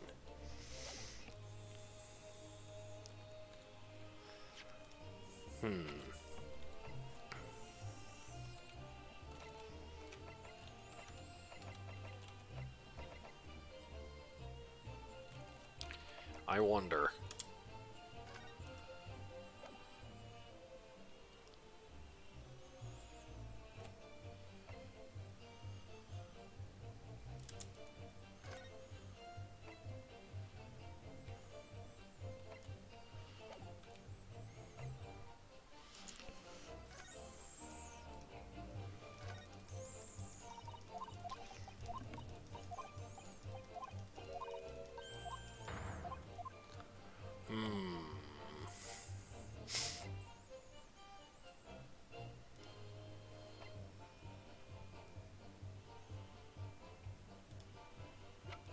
Wasn't this.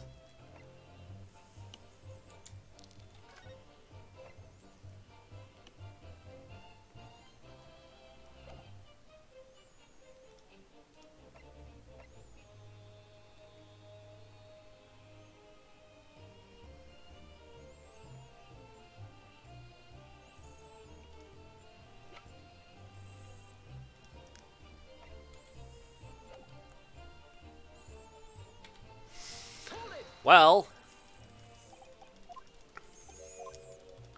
they're gonna let me. They're not penalizing me, so I can take guesses. We know it's an inconsistency in something that said that Van Zeek said.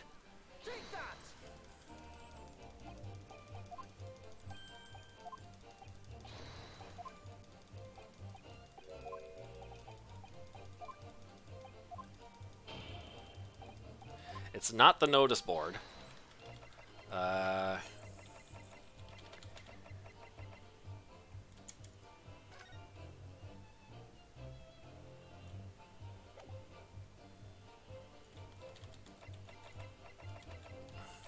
It might be this.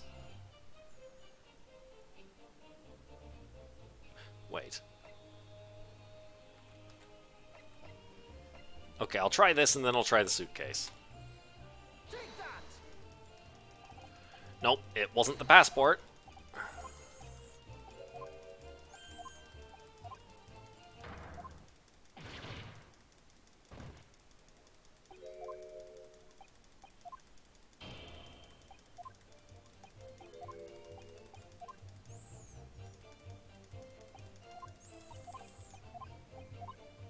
Oh, I can just hold the button. Okay.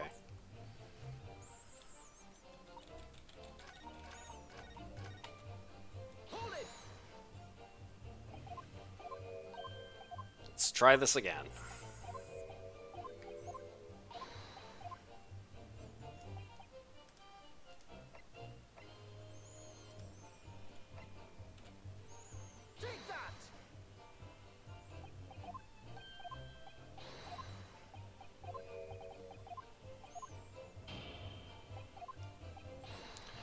Okay. I tried the passport. I tried the notice board.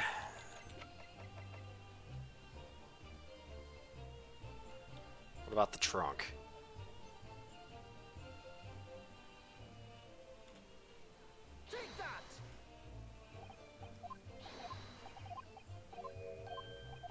It's not the trunk.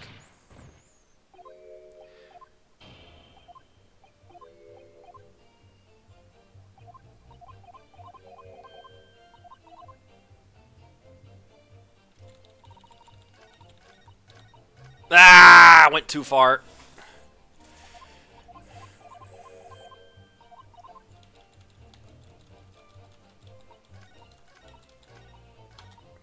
Let's try this again.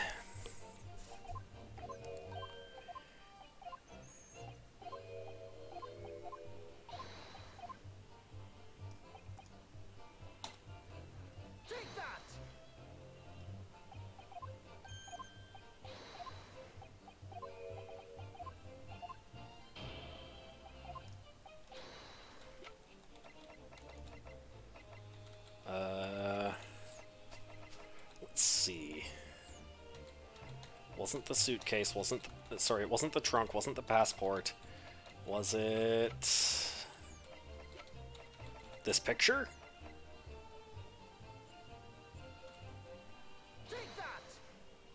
It was not the picture.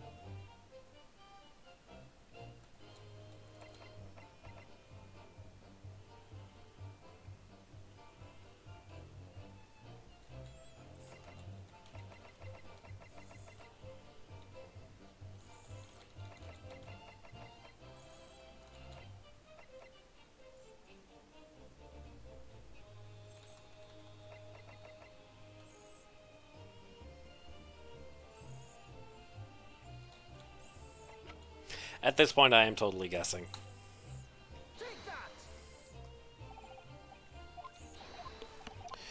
Okay, I'm gonna press the rest of the statements. I think I may be falling for a red herring here. It's happened before.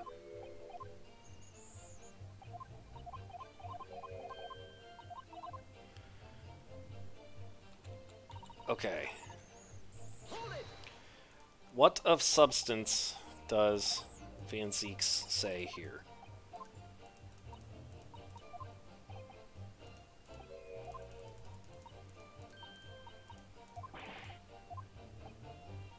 Okay, Assassin the assassin, yes. Gregson, tactician, investigate the marks thoroughly, finding out the yes. Someone else. If that's true, then the Reaper does indeed start to sound like an organized group of vigilantes. Permission for the applicant and one additional person to travel. The assassin who was meant to take Seishiro Jigoku's life. Gina, can you confirm that? What name was written? Oh, well, didn't have a name next to it. Okay. Like a question mark. In other words, Gregson himself didn't know the identity of the assassin in that case. But Gregson was the one making the plans, was he not?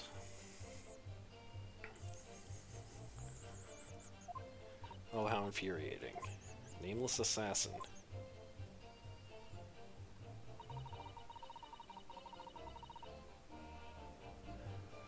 This is going to cost me...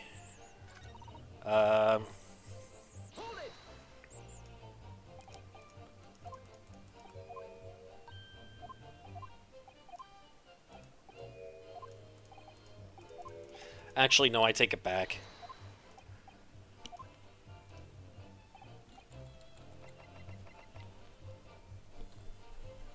Yeah, there's a marker coming up that if I identify the wrong person there, it's going to give me a penalty. But here, that indication is not present. Is it this time?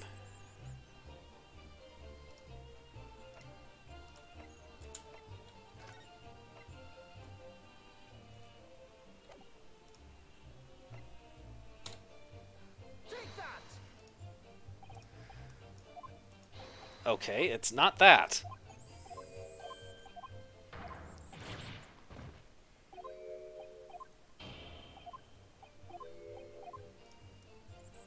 Okay.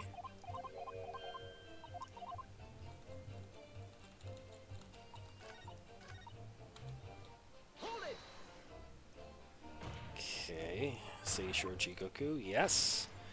Funny name. Blah blah blah. Came to our country as a visiting student 16 years ago. Yes. Yes. Bearded young fellow was a very able man. Yes. Lord Strongheart was Judge Jigoku's mentor. Okay. Not mistaken. Yes. 10 years ago. Fateful case. Precisely. Aftermath of Professor case. Something something. Mystery why such a man would be listed in the inspector's notebook.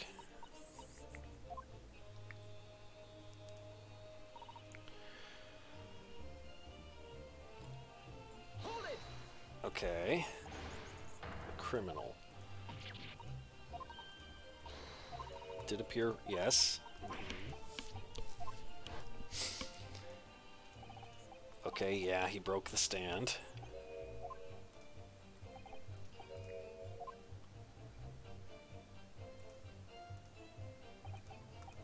Forgotten all about it. Prosecuted that trial too, yes. Jumped the professor proceedings, yes.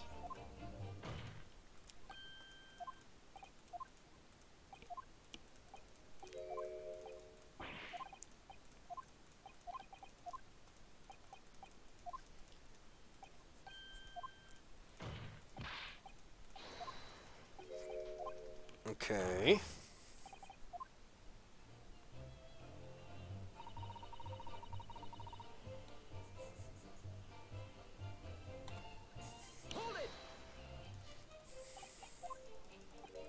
I am out of ideas.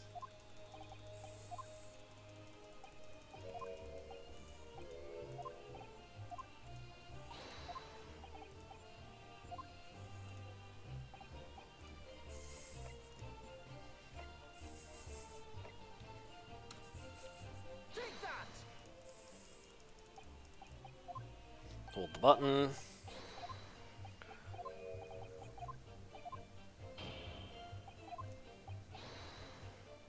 Okay. It's not the Gregson photograph.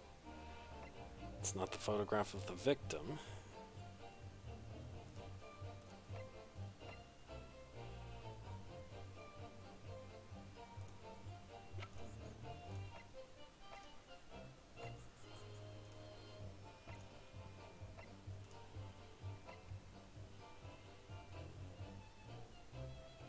Well, I'm out of options.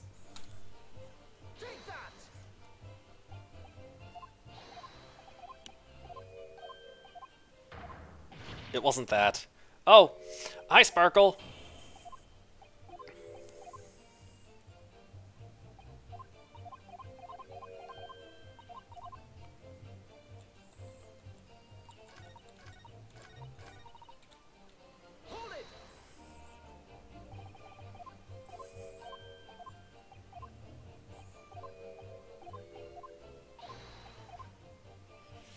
Well, obviously they know that this part is difficult. If you could... Okay, I'm going to make a specific request here, Kecleon.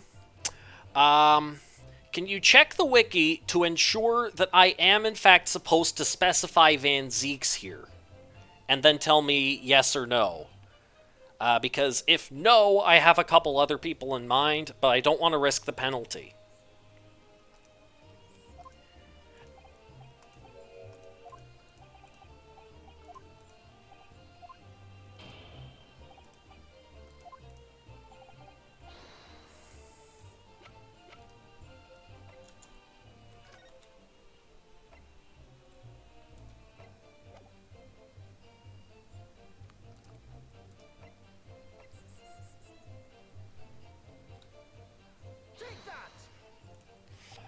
It's the... Okay. It's case 2-5. It's case 5 in Resolve. And it's trial part 1.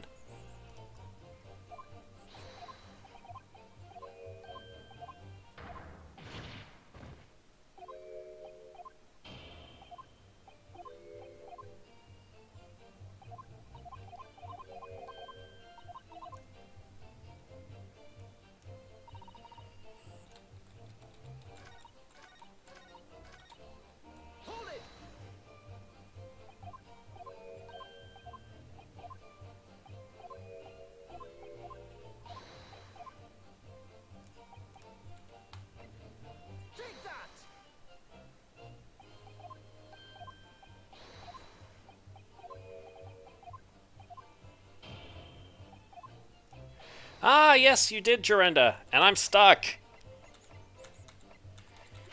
Let's see.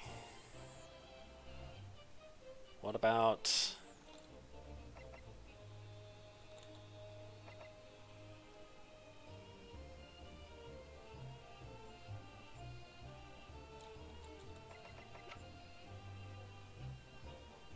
Pocket Watch?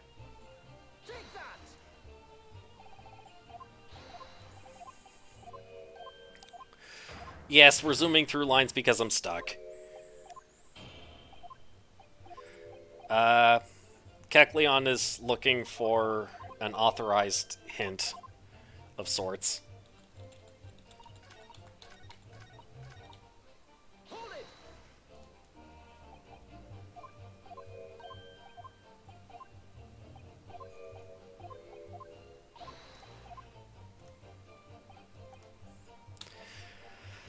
I know that somewhere during the testimony, Van Zeek said something that contradicts the evidence. Somewhere, somehow.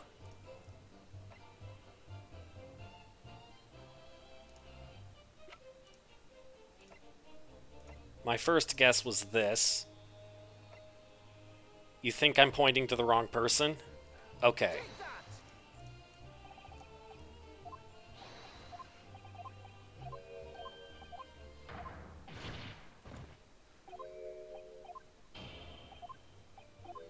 Okay, here. It should...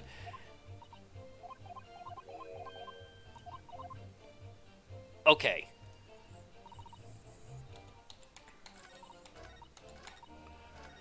Well, I'll take your word for that.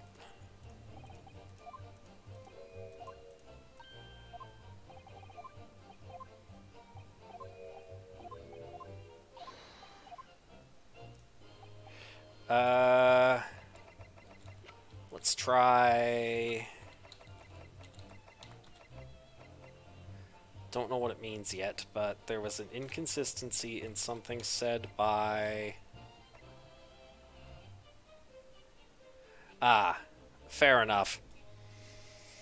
Let's see.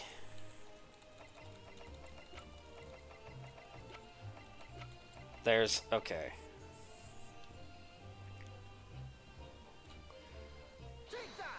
Oh, the music stopped.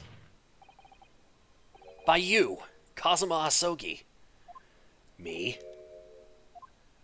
Is this some attempt at filibustering, Counsel? Prosecutor Asogi has given no testimony. What are you suggesting I said that was inconsistent?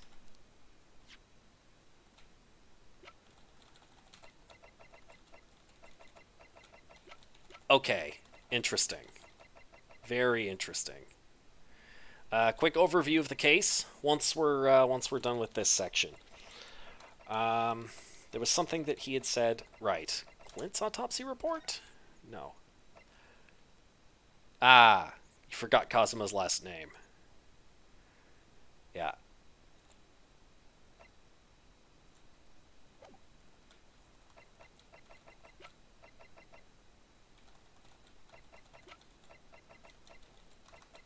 My thought is, how does he know who prosecuted the Genshin trial? What are you suggesting I said that was inconsistent? You let something slip that you shouldn't have.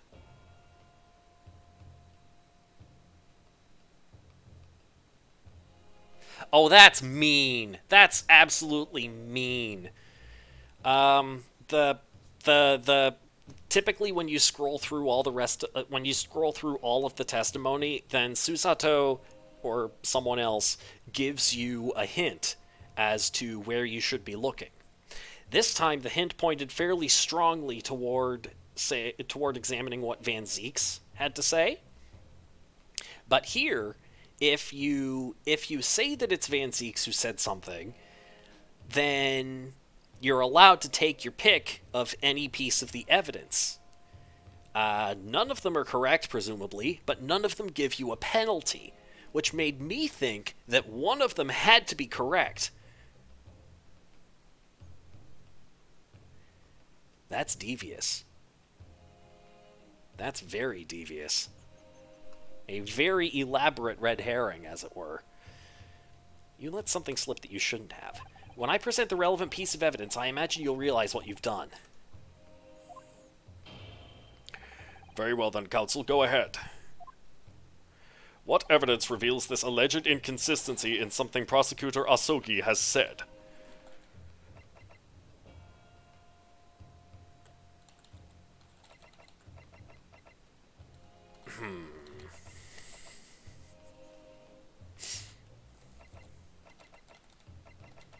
Is it the gash in the side of the case?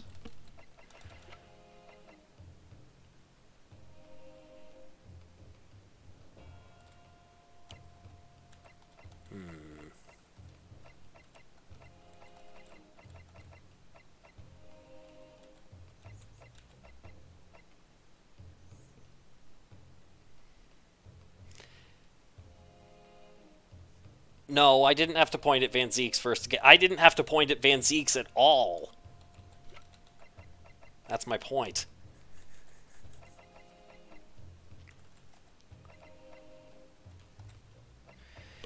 I'm still curious about the and one other person here. My top candidates are these two. Because this has a gash in the side of it that looks like it was made by a sharp edge. Possibly a sword?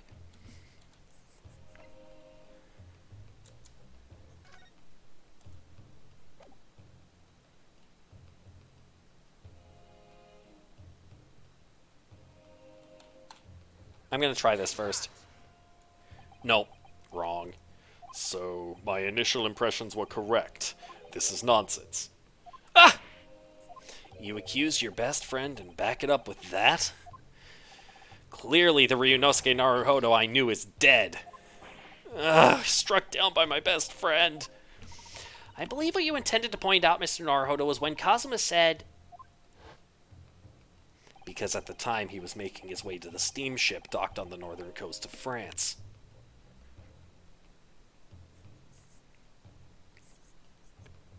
Yes. Okay.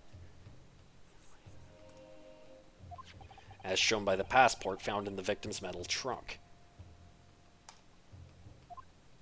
It's the trunk! Yes, that's exactly it. I take it from your expression that you're not going to let this go. Correct, my lord. I made a mistake, that's all. What are you suggesting I said that was inconsistent? You let something slip okay, it's locked me in here, so clearly this is right. It's the trunk. This is a trunk that belonged to Inspector Gregson. A metal construction, is it? It's certainly very heavy. What's this? Oh, okay, so... Jorenda, you asked for a case summary so far. Inspector Gregson is dead. Van Zeeks is on trial for Gregson's murder. We now believe that Gregson was not killed in the... that Gregson was not killed in the location where his body was found, but rather he was killed a day before that, and then his body was preserved under ice or something, somehow chilled, to make it look fresh the day the body was found.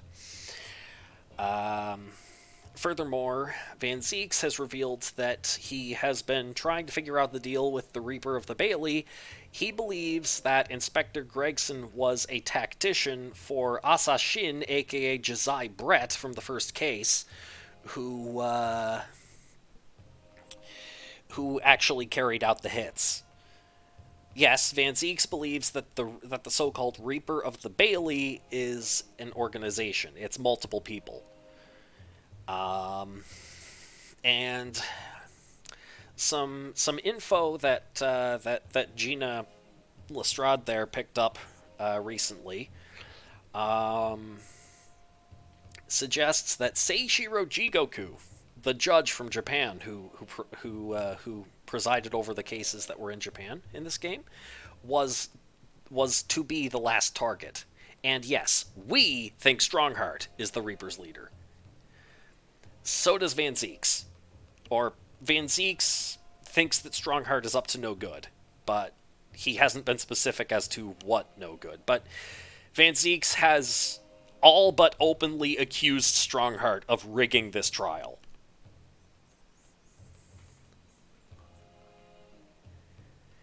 Strongheart positioning himself as judge for this case does not help matters.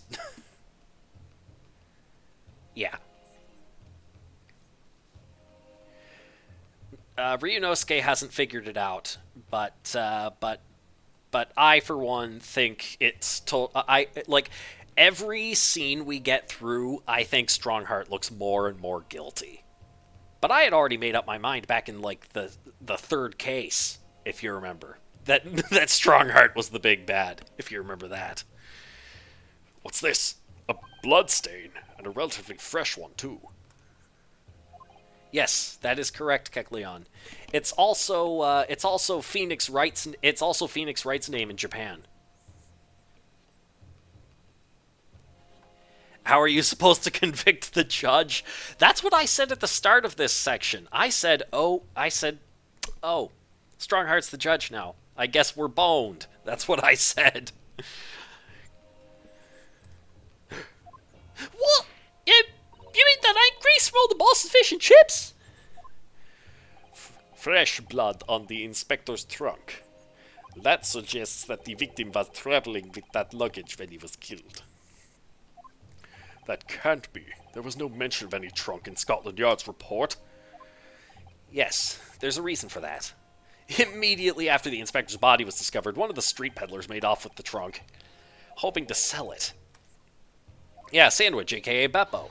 But I found it. Me with me, that was for trouble. Oh, yes, and also Strongheart stripped Lestrade of her new job, and said something like, I knew common street trash would never make it as an inspector in the yard.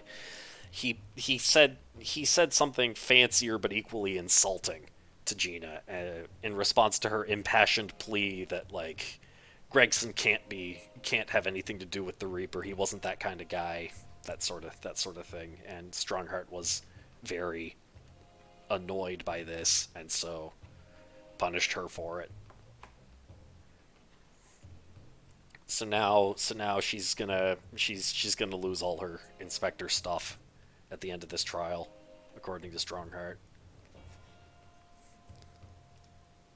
But I found it. Me with me, that was for trouble. Which means that nobody should have known anything about the trunk. He has also actively tried to obscure. He's obstructed justice at least twice over the course of this case. First, by trying to keep the inconclusive. First, by trying to be secretive about the time of death issue, because he's like, oh, that doesn't matter. We shouldn't waste time on that. And then by trying to shut down a line of inquiry about I forget what it was, but it was earlier in this section, and I'm like, no, you should not be, you cannot be trusted here at all. Which means that nobody should have known anything about the trunk, unless, of course, we're talking about somebody who was present when the victim was killed.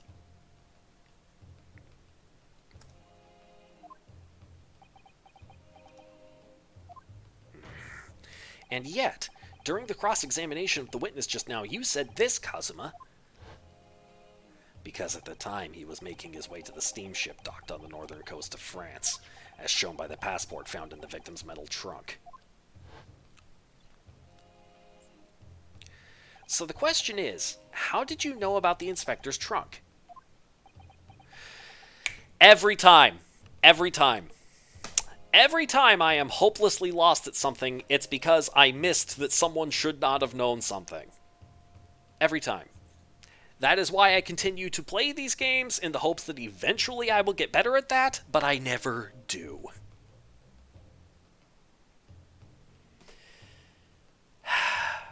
How do I fix that? I consider that a very serious problem with me, and I'd like to know how to fix it, because my method of practice is not working. Honest question. Anyway, enough about me. On with the case. We know the man went on a trip to France. Where else would he have put his passport? Objection. But you knew it was a metal trunk. Watch a lot of boring procedural dramas. I promise you'll eventually recognize it. Boring procedural dramas. Because the shows call attention to it like a minute later. See, that's what I've been trying to do with this. Maybe I'm just not doing this enough for it to sink in. I don't know. I'll check in with you on that. But you knew it was a metal trunk. Answer me honestly, Kazuma. On 31st October, where exactly were you? At the port of Dunkirk, on board the SS Grouse.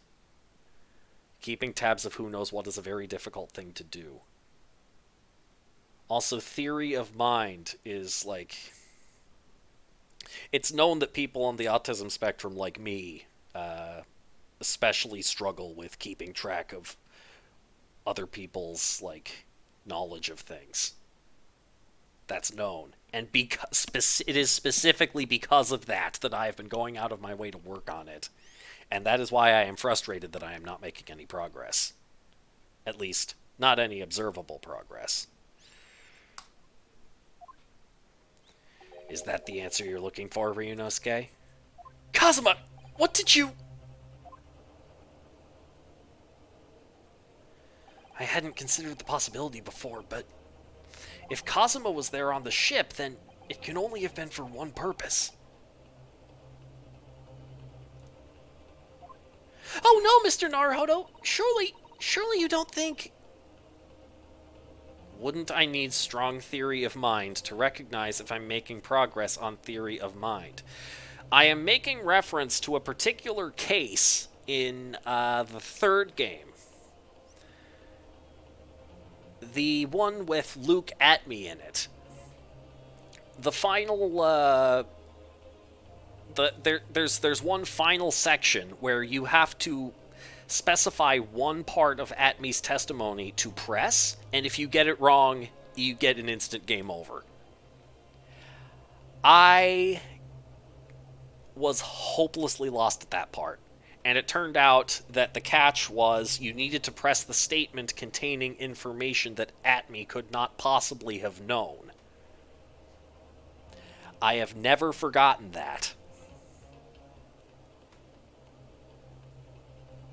They have, like, that's a really high stakes part of it, and normally when they do that, they expect you to get it easily.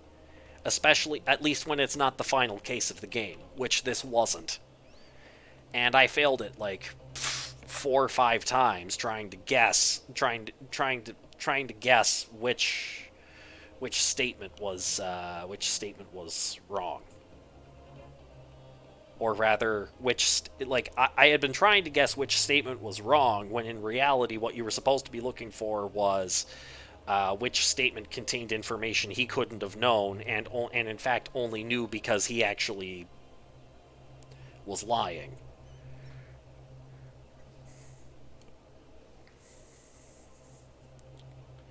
And so ever since that point, I've been trying to figure out, like, how do I, like... It's strange because it was poor localization here. Oh, is that known? Okay. Because I was gonna say that I don't actually struggle all that much with theory of mind, like, with actual people. It seems localized to mystery, like, fictions. Like this. Ah. I don't think they used the word... Oh, wait. No, I think they did. No, they did here, too. Inconsistency should not have been the word they used. Huh. Oh, you mean here. Because an inconsistency isn't what happened here. Honestly, good catch. I hadn't thought of that. Thank you. Oh no, Mr. Naruhodo. Surely you don't think... Come on, Ryunosuke. You know the rules. The only thing that really talks in the courtroom is hard evidence. As I understand it, Inspector Gregson always took that case with him when he traveled. So as it stands, you've proved nothing. Kazuma, are you challenging me to prove it, beyond all reasonable doubt? That you were there that day, in the same place as the Inspector? He knows the rules, but so do you. Yes. He was there with Gregson.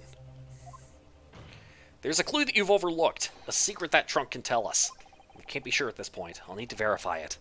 But I have a nasty feeling that I'm gonna be right. The accusation being made is deeply disturbing, but nevertheless we must test it. The defense will identify for the court where in the trunk this alleged clue is to be found. Where is the evidence that ties Prosecutor Asogi to Inspector Gregson? This. Right here. This is your proof? What do you say to that, Prosecutor Asogi? Personally, I think tying the defense counsel to the inspector's trunk and tossing it into the sea would be more helpful. What? What? At least that way, London's courtrooms will be safe from his destructive accusations. I believe that was a rather long-winded way of telling you that you're wrong, Mr. Naruhodo. Very well. Then let us see if you sink or swim under the weight of this penalty, Council. Ah! Mr. Naruhodo, you can't allow yourself to be drowned at sea yet. I was hoping never to let that happen, funnily enough. The defense will identify for the court where in the trunk this alleged clue is to be found. Where is the evidence that ties Prosecutor Asogi to Inspector Gregson? Can I open this? Let's have a look inside. Wait a minute, wait a minute, wait a minute, wait a minute, wait a minute, wait a minute, wait a minute, wait a minute, wait a minute, wait a minute, wait a minute, wait a minute, wait a minute, wait a minute, wait a minute. I was pointing to the wrong part of the... Here we go. Do you see that? There's something stuck in the side of the trunk there. It's glinting. Looks like a fragment of metal of some sort, but it's wedged in so tightly I can't remove it. Well, don't cut yourself. You better leave it, I think. This. I need to point to this. It's the tip of his sword. There's a small piece of metal lodged in the wall of the trunk here, like the tip of a blade. A blade? Kazuma, slung around your waist as ever today, is the esteemed blade Karuma. Of course it is. Won't you draw it, here in this courtroom, for all to see? Exercise caution, my learned friend. That man is the son of London's most notorious killer. Bailiff, watch Prosecutor Asogi like a hawk. That won't be necessary. Yep, the tip's missing. Oh no! Sure, give me a sketchbook. The tip is broken. If the fragment of metal from the trunk fits together with the end of the sword, the question of who was there with Inspector Gregson will be answered. Agreed, Kazuma Asogi?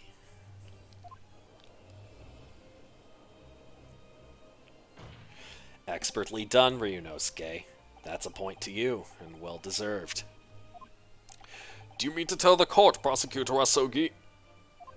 Yes, on 31st October, I accompanied Inspector Gregson to Dunkirk in order to carry out a mission.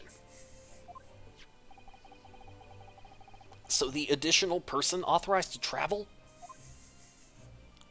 was me. And the mission was? The assassination of the Mark. What? What?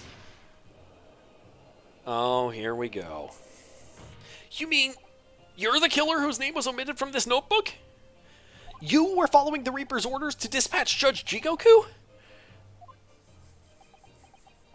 Let me make one thing perfectly clear. I have killed no one. Explain. I accepted the assassination mission, yes, and I accompanied Gregson to Dunkirk, but I never had any intention of carrying out the plan. You were never going to do it?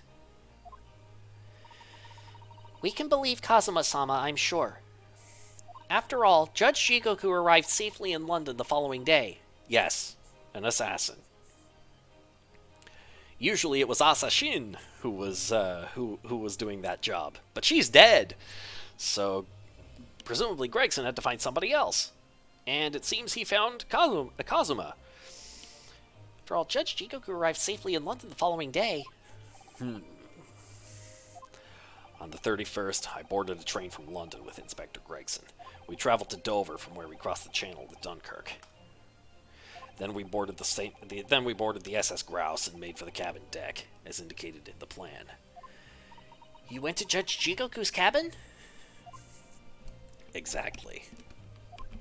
He wasn't there, though. We decided to wait, But you've already told us you had no intention of going through with it anyway.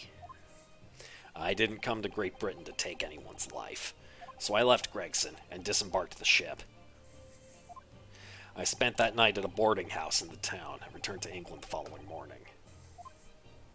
A boarding house in Dunkirk? My signature will be in the register book. It would be simple enough to verify. Then what became of Jigoku? Gregson was no assassin, so the mark was spared. I'm sure it's easy enough to imagine what happened after that.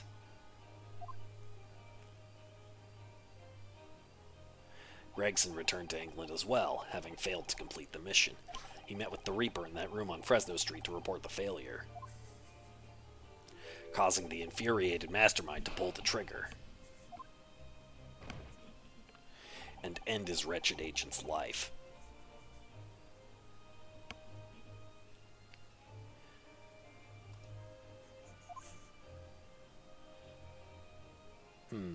Possible, but it wasn't Van Zeek's. That's the real truth behind Inspector Gregson's murder. Objection!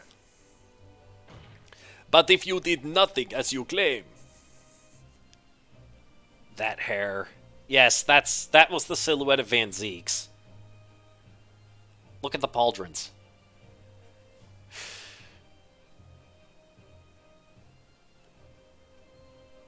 but if you did nothing as you claim, how did the tip of your sword come to be lodged in the inspector's trunk? I don't need to answer that. The victim was killed by a gunshot. A small fragment of a Japanese blade isn't relevant to the case. False, and you know it. And accordingly, I choose to exercise my right to silence on that matter. Be that as it may, the court will sequester the sword as evidence. As you wish, my lord. Okay, I am examining the hell out of this thing. The illustrious blade passed down through generations of the Asogi clan. The prized sword's tip has a small piece missing. We must take immediate action now.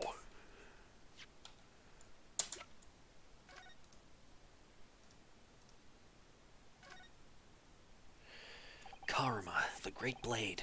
It's such a thing of beauty, I want to gaze on it for hours.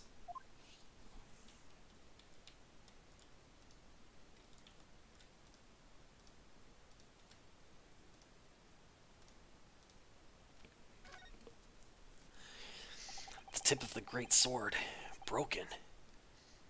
My lord, yes. It's such a shame. It's been so meticulously cared for over the years. I can almost hear Karuma's sobs. Kazuma must have really taken a swing for that to happen.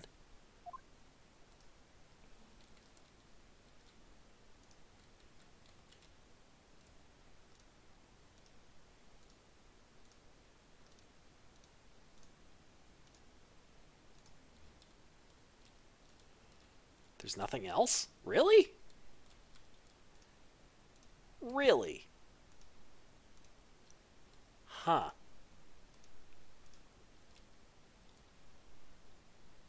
Weird. I was expecting there to be something else hidden about this thing. Huh. Must take immediate action now to verify whether Seishiro Jigoku remains unharmed. What? Remains unharmed? I agree. That should be our first priority. It's recently come to my attention that he hasn't been seen since yesterday. How did you... When a foreign dignitary invited to Great Britain goes missing for 24 hours, how does your sword just lose just the tip? Sideways force? If you take a look, Jen... wait, no. Wrong evidence. Right here. He took a slash at it.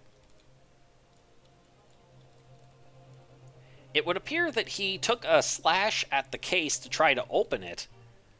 I checked the sheath, Jorenda, as well as the sword. I didn't find any, like...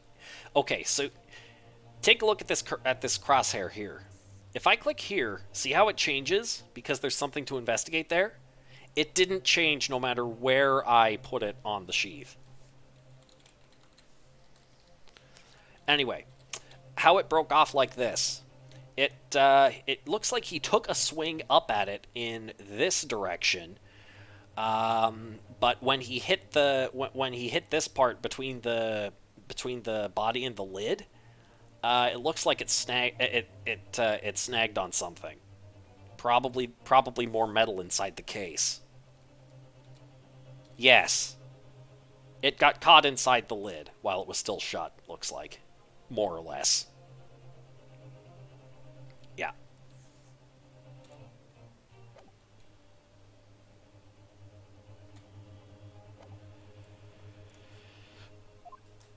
It's only natural that the question of his safety should arise. You don't mean to say that you think Judge Jigoku may have been killed? The Reaper has more than one assassin at his disposal, and he has the power and influence to give orders from the inside of a prison cell. Where did that come from? Isn't that right, Lord Van Zeeks? If I were truly the Reaper, I'd be able to tell you.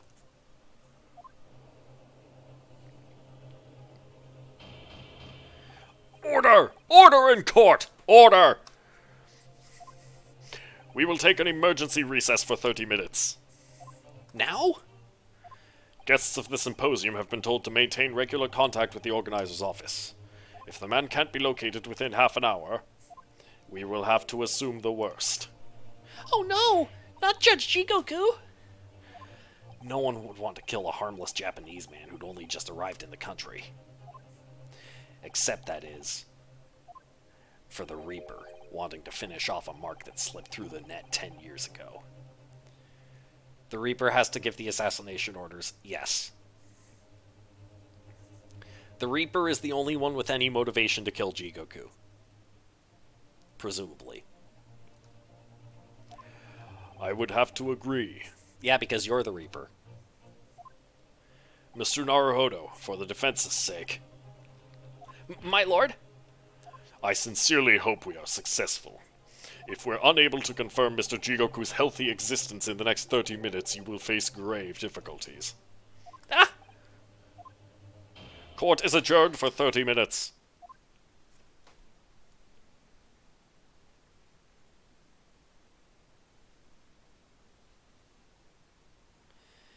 Kazuma-sama, the Reaper's assassin.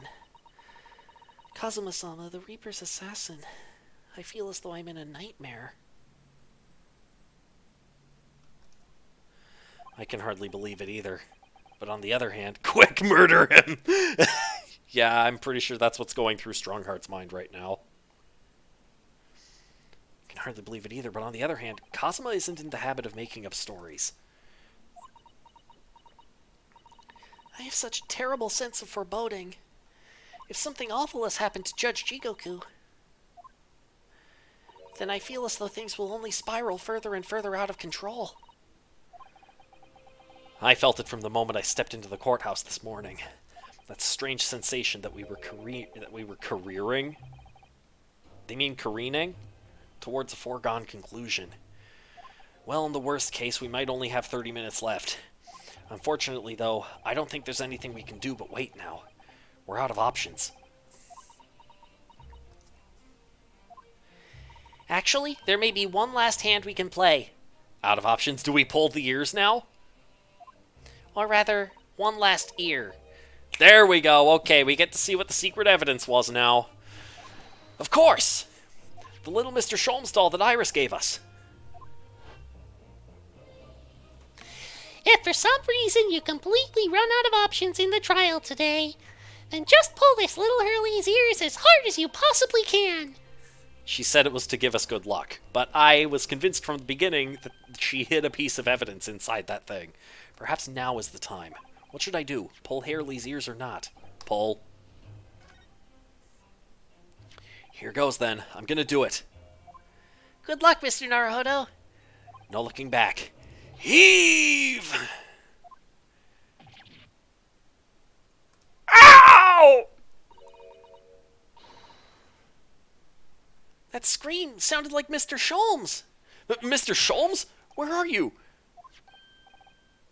Here, my dear fellow! Here! It's the felt doll talking! Pull the ears again, Mr. Naruhodo, as hard as you can. All right, then. I'll put all my strength into it. Heave! Ow!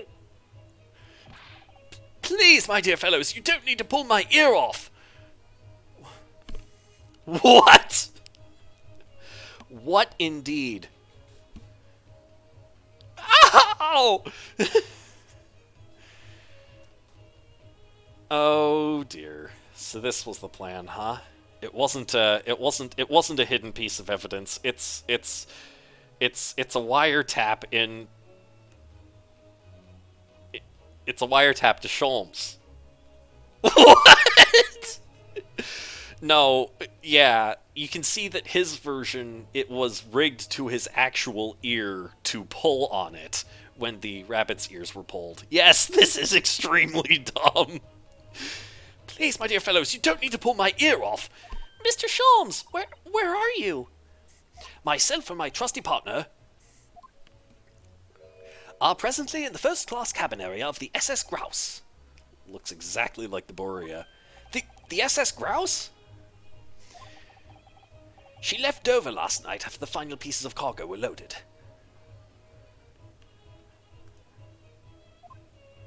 We are currently docked at Dunkirk, but due to be underway again in half an hour.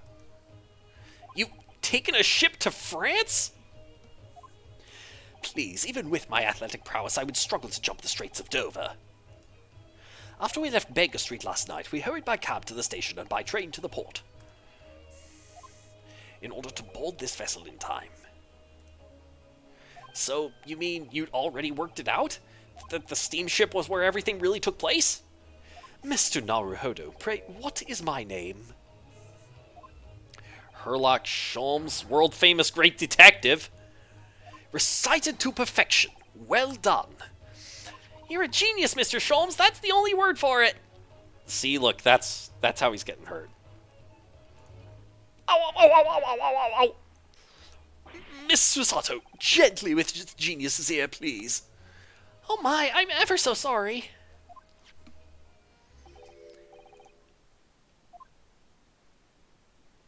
If I may, Sholmes? If I may, Sholmes? Ah, there you are, Mikotoba. Ah, there you are, Mikotoba. You may remember that it was in fact I who made the connection to the SS Grouse. At Scotland Yard yesterday when we examined that notebook and I recalled my steamship ticket. But of course it was, my dear fellow.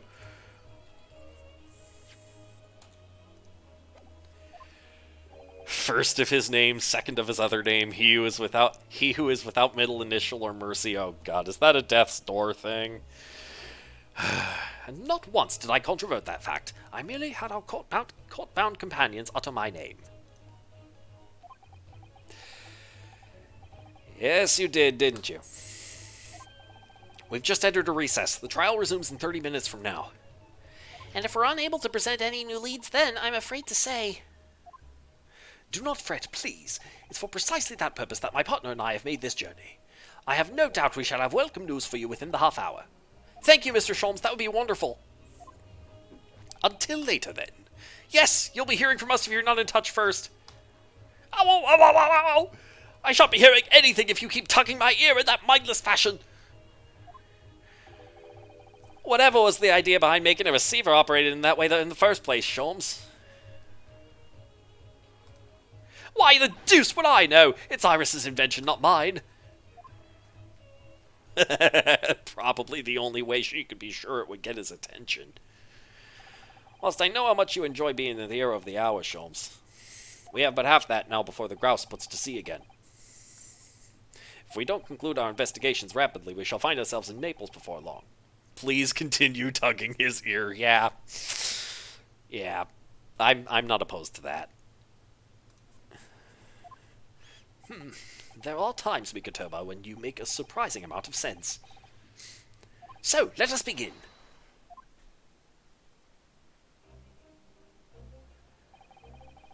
First class cabin number 2.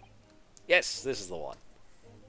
But I don't believe an investigation of the cabin is going to be plain sailing. Oh look, it's Beef again! That crewman standing in front of the door is an angry-looking fellow. Why are you loitering here? Who are you?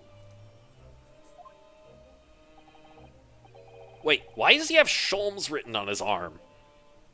My dear fellow, do you not recognize a world-famous great detective when you see one? The question really ought to be, who are you?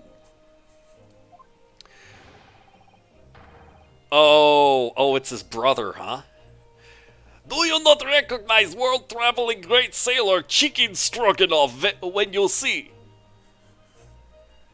Chicken Stroganoff? Great detective! Ha! I don't think so.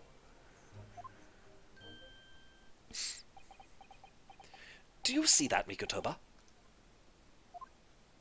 It would appear that this man is a devoted follower of mine. Goodness me! Is that a tattoo that says Sholmes? I must say, while such adoration is flattering, naturally it does leave me a little cold. What are you talking about? Leave now! How distressing. My loyal devotee knows me only by name and not by appearance.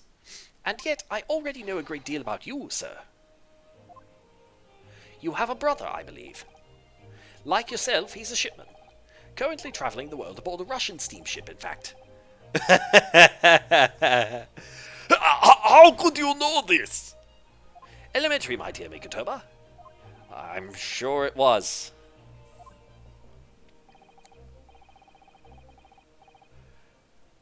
Is it upside down? Did he do it himself? Good question. It could be upside down. Salois. Salois? Why is his name Chicken Stroganoff?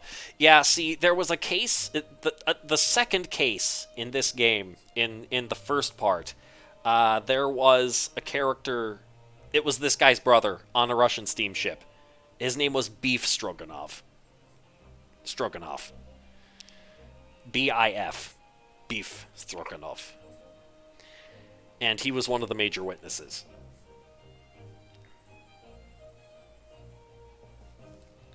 Presumably, this guy is that guy's brother. They look exactly alike, except for their hair and the color of their uniform. And also, Beef has like a bunch of marks along his face from his pet snake Piroshko coiling around his head so much.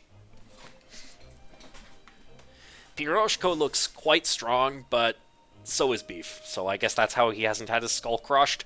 I don't know. 3 days ago, I was bound for London aboard...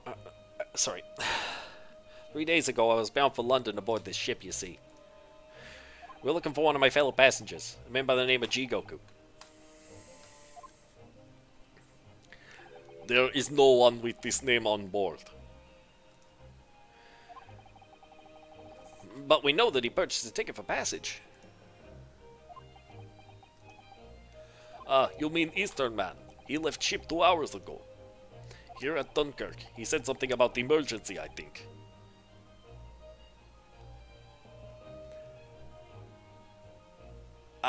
Yeah, for lack of other ideas. What? Are you sure? Plus, we can't get him mixed up with, we can't get him mixed up with Daily Vigil anymore, so... Originally, I had been giving Vigil slash Gossip Scout's voice. So Seishiro's realized that we're after him, has he? His cabin is the one behind you. We should like to investigate, please. No! I have orders not to let even mouse inside! Mikotoba, be a good man and draw this sailor's attention away, would you? Make up some excuse so that he leaves the area. Doesn't great detective see? Let even sailors have ears, both left and right. Curses! The plan is ruined! And you have only yourself to blame, I'm afraid, Sholmes. Forget it. Cabin door is locked. Even if I am not here, you cannot get inside. Mikotoba, I'm sure you haven't forgotten my special talent, have you? Opening any lock? Within a mere 5 seconds. So if you'd be so kind as to afford me the requisite time, old friend, in your typically accommodating manner. How could I refuse such a typically unappealing request, old friend? So I need to distract that burly sailor for 5 seconds, do I? Good man. So the game is afoot.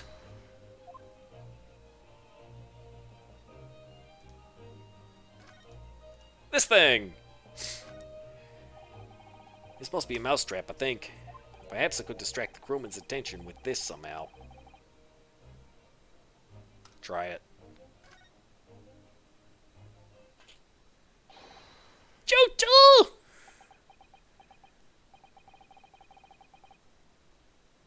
That sounds like Big Mouse in Trap. I will bring bucket of water later and put out of misery.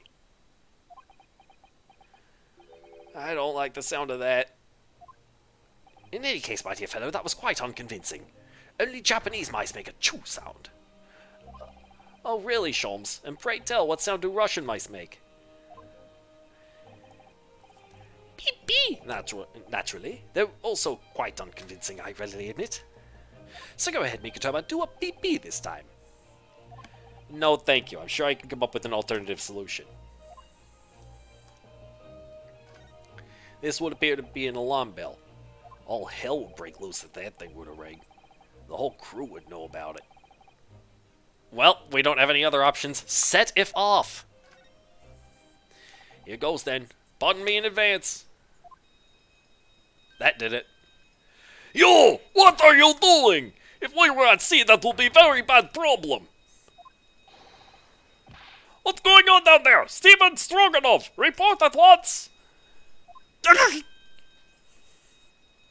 Sorry, sir, nothing to report. It was just a stupid trick. No, not by me. By world famous No, as I told you. Now, Sholmes, now. Done. Not even 5 seconds, eh? Well, don't stand there gawping at my brilliance, Mikotoba. In we go. Oh, yeah. Yes.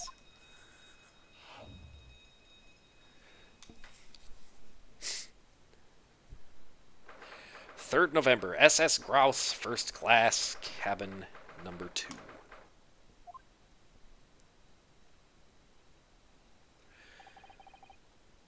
Good gracious. It would appear that the occupant of this cabin did indeed disembark rather hurriedly. Those clothes on the floor there, they're Seishiro's without question. Well, it seems we are just a little too late. Yeah, by about 2 hours.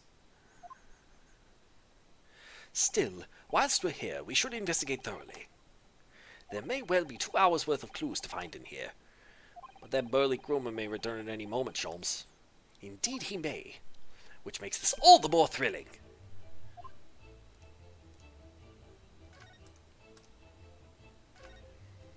These are the rules of passage. Passengers must not keep weapons or other dangerous objects in their cabins. Pets are also strictly forbidden. Additionally, there are severe punishments for stowing away in wardrobes and or travel cases. Yeah, after the last time on the Borea. I feel the rules have increased since I last read them. Probably just my imagination. What about the fact that they're not straight on the wall? Doesn't that strike you? You may be right. Probably just your imagination, though. A trifle. And you know what I always say, Mikotoba? There is nothing important about trifles.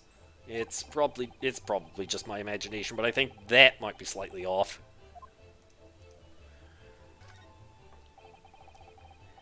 There's a speaking tube here, look. Though it's been stoppered with some cloth. So the voices of the crewmen on the bridge aren't an annoyance, I suppose. Or indeed so that the voices in this cabin aren't heard elsewhere. Could something have happened in here that was for no one else's ears, do you think? Either that, or it could be to prevent snakes from entering.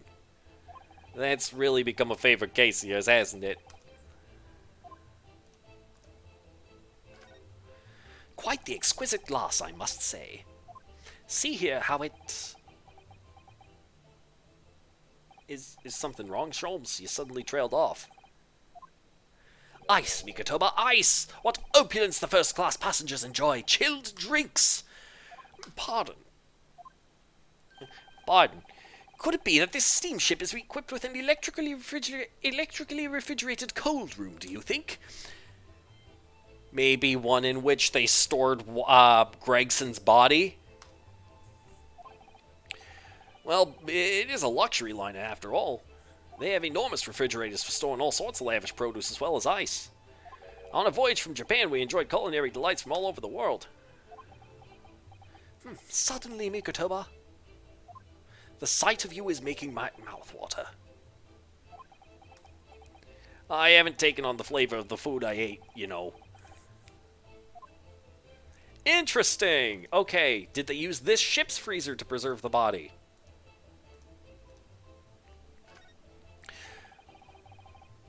Well, it seems you got a sub... Oh, hello, Red! Well, it seems I got a sub a while back. Thanks, Nivell. By the way, hi, Bill, how's it going? It's been going pretty good. Haven't seen a lot of my streams in a while due to school and schoolwork, and maybe they did store Gregson here. Yeah, fair enough. Yeah, I haven't... I had to cancel a couple of streams due to a thesis crunch myself, but I got that handed in last week. And I have to do a defense presentation of it in a couple of months. But for now, I'm taking it easy, and I'm streaming again.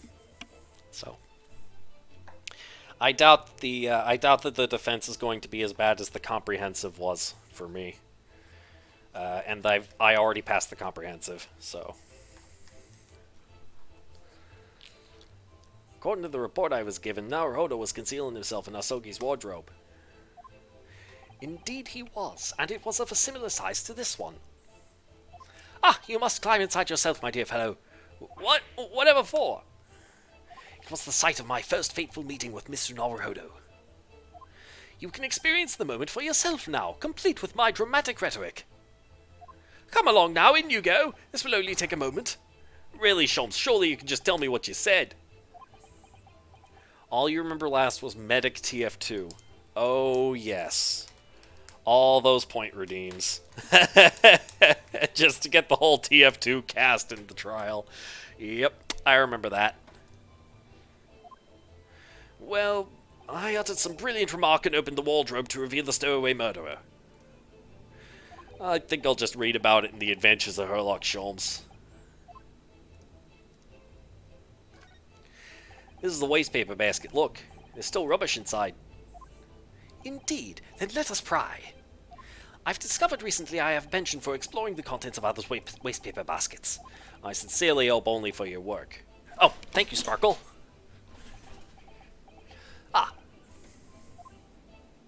Here we have a notice issued to passengers from 3 days ago.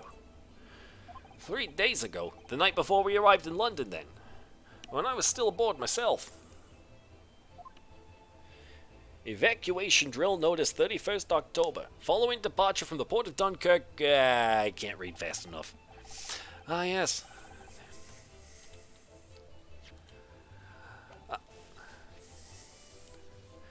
Yes, there was an evacuation drill. I remember now. For our safety and security, all first-class passengers were constantly under the watchful eye of the crew. So it was a welcome relief to have some privacy for once. The evacuation drill itinerary has been entered into the court record. Interesting. Practice evacuation to be carried out by the crew of the SS Grouse the night before the ship arrived in Dover. Okay. I can't look at the court record now to read that, but I'm sure I'll be able to when I regain control of the main cast. That's a very sizable trunk indeed. Seishiro is partial all things large. And a rather clumsy fellow if he failed to notice he'd left that behind. Perhaps he left it on purpose. It's lighter than you might think, but still a hindrance to a speedy escape.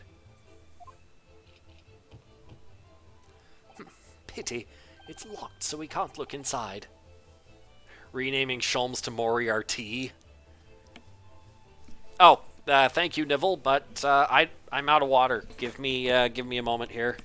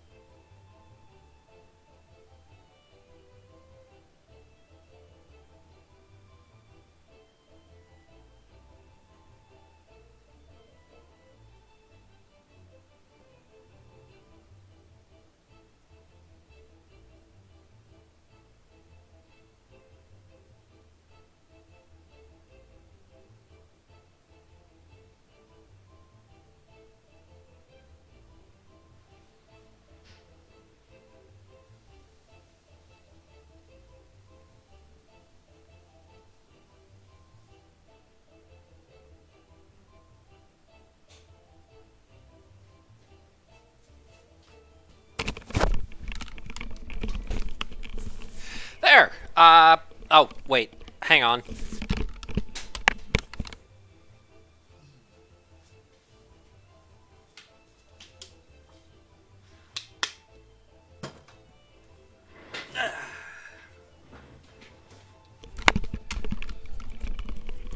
There. I have hydrated. Let's see. Shows to Moriarty. Okay, so I got that. Alright, I'll try to remember Moriarty. Pity, it's locked, so we can't look inside. Surely 5 seconds from now the situation will be quite different, though. Sadly not. It has a 7-digit combination lock. And I'm not in a morose enough mood to work through all the combinations at present.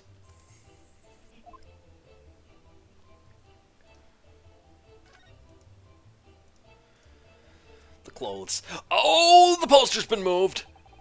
That's a substantial heap of clothes on the floor. An overcoat, shirts, a dressing gown.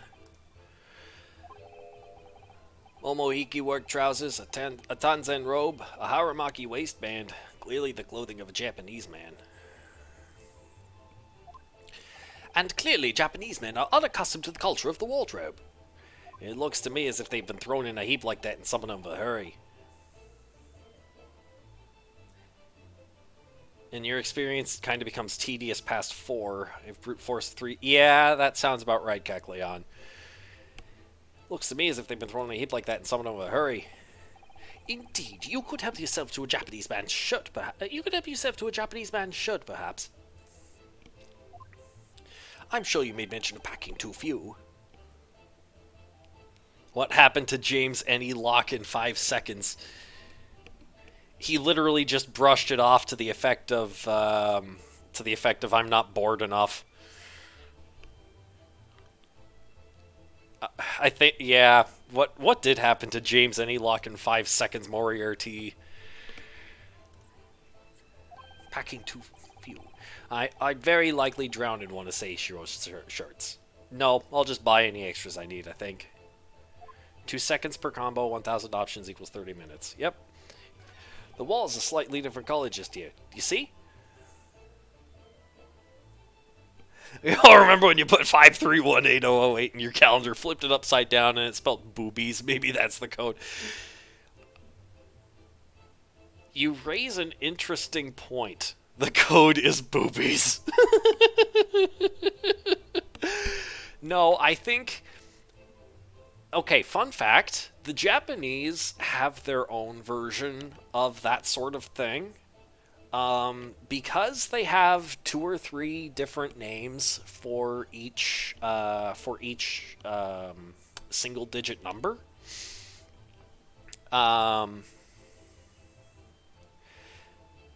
Yes, Goro Awase. Yes, that's what I am talking about. I see you're aware of it, Kekleon. Yes.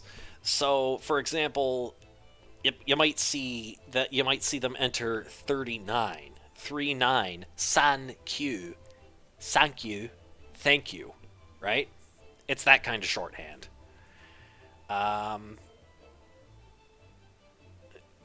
Yes. Perfect example, Kekleon. Yes.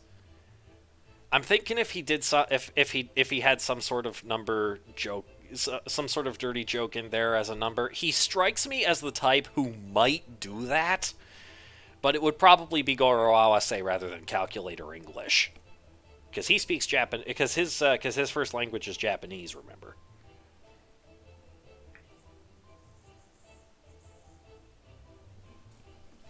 That's all I'm thinking. Well, it's a slightly different color just here, do you see? Indeed, what you have observed arises when a frame that has been hanging for some time is removed. Perhaps your friend is an art thief. Now there's a bold deduction worthy of a great detective, I'm sure.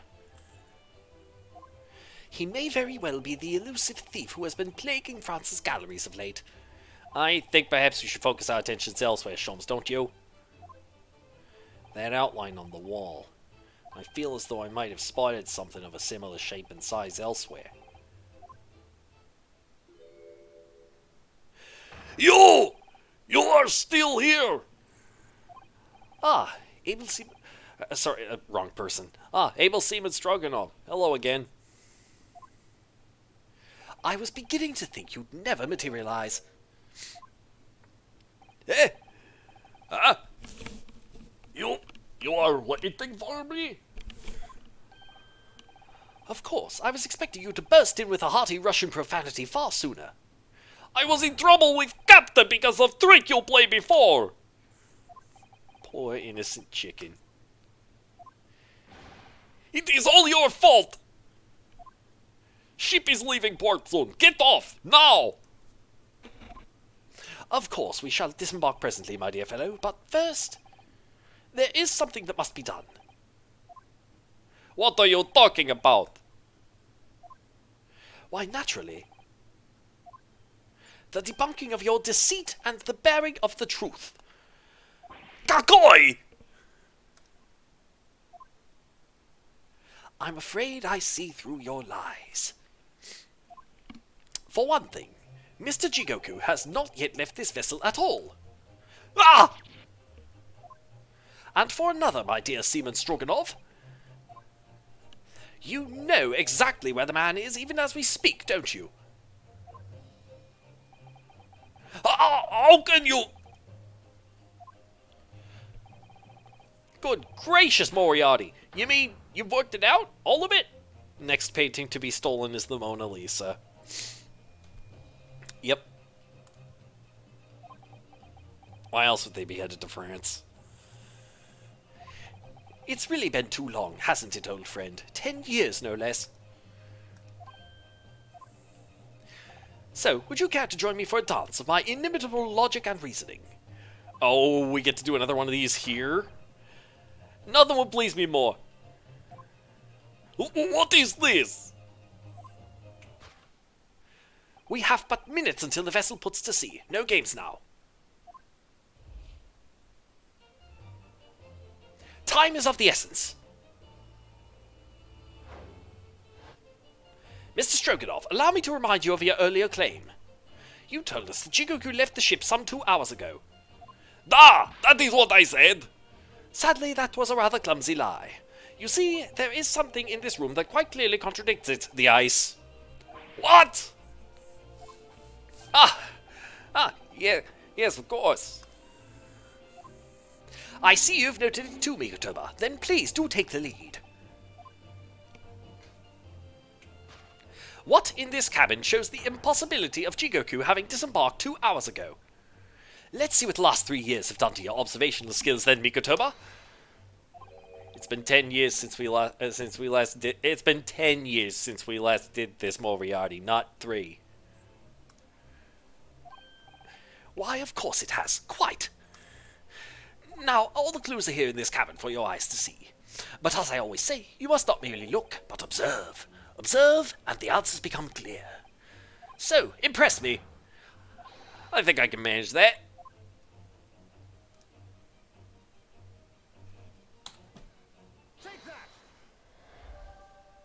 Oh wow, actually not that far off. Tap dancing? Really?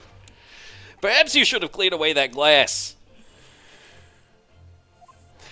How curious that the ice shouldn't have melted despite it being abandoned 2 hours ago. Oh! It would appear that the man was here in this very cabin until moments before our arrival, with this well-chilled glass in hand. Get your mind off the refreshments, Sholmes. One might even conclude that somebody informed him of our boarding. Wouldn't you agree, Mr. Stroganoff? But why would Seishiro run from us? Before we consider that question, allow me to confirm one small matter. Would I be correct in saying that these first-class cabins of the SS Grouse are the same ones in which you and Mr. Jigoku were accommodated on your voyage from Japan? That's right, they are. I was in the cabin next door, and Seishiro was... yes, 50 days in this very cabin during our voyage. As I suspected, for you see, there are traces in this cabin of a dark secret that Mr. Jigoku had to hide. What traces? I know nothing about this! Ah, this is news to you, is it, Mr. Stroganoff?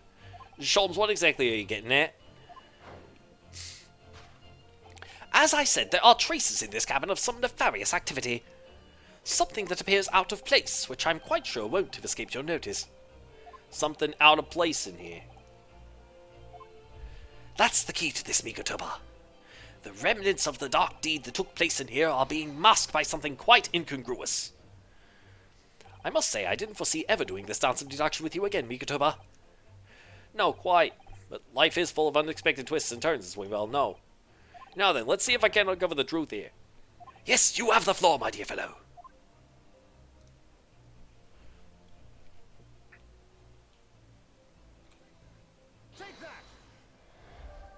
Nope. Okay, that's the first time I've failed this. Mikotoba, no games now were my words, were they not? Come, Sholmes, where's the fun in life without a little fooling around, huh? I pressed the wrong button. Quite right you are. That was a close shave. That was a close shave. I better rethink that before I'm the fool here. You must tilt your head to one side and listen carefully to the faint cries of the scene. Hear the evidence calling out for you to find it. Here I am, it cries. Well, your methods were never conventional, but you know I've always been willing to give them a try. Dear God, Mikotoba, open your eyes. It was a metaphorical listening that I was suggesting. Ah.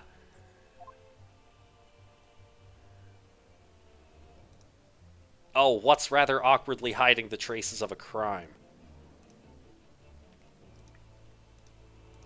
Oh, I can't examine anything. Okay.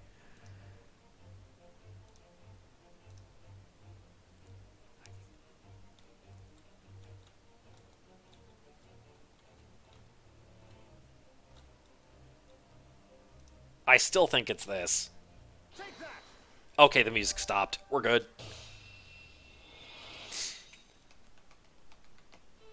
That's the first time I've ever gotten one of those presents wrong for this logic and reasoning section. I was curious what would happen if you got it wrong. Yeah, I couldn't select the clothes on the floor, so my next guess is this. It's the rules of passage in this frame here. They're obviously out of place. The way they hang and crooked on the wall, as if they were put there in a hurry. Yes, as I'm sure you've already concluded. That frame was originally over here. The shape and size are a perfect match. Ah, you are right! When did frame move? Hardly the most observant of crewmen, are you, Mr. Stroganoff? The Shadow Man must be the spy from TF2.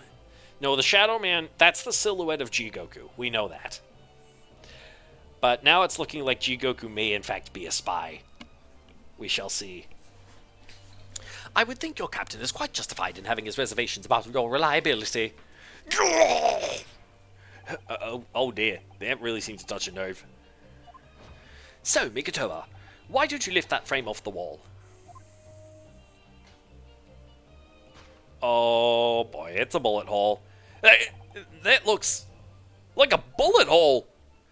What? Who has been shooting walls? I see the projectile has been removed. Clearly the careful occupant of this room has already disposed of it. Now then, Mr. Stroganoff. Wait, did Jigoku kill Gregson? Now then, Mr. Stroganoff. Ah! Nobody shoots walls, chicken. Yeah. The Stroganovs aren't the brightest bulbs. I have the distinct impression that you're attempting to shield said occupant. I don't know what you are talking about. Why would I try to protect the Eastern Stranger? Because your brother did the exact same thing for someone else who we didn't seem to know. Ah, so we're talking about the same man, I see. Good. Ugh! I'm sure we can get to the bottom of this in no time, aren't you? Because there's some very noteworthy evidence that explains the reason why you're lying for the man. Yes, you've been told to keep up this pretense as clearly shown by... I really don't know how to approach this one, Sholmes. Ah, my dear Mikotoba, simply keep first principles in mind. Surely, study your subject from every angle, and I'm quite sure that you'll see it. In fact, I'd put a wager on it. So I'm to glare at the fellow from all sides. Well, I can certainly do that. It's not the scarf. Oh, hello! You were paid! This is a bribe!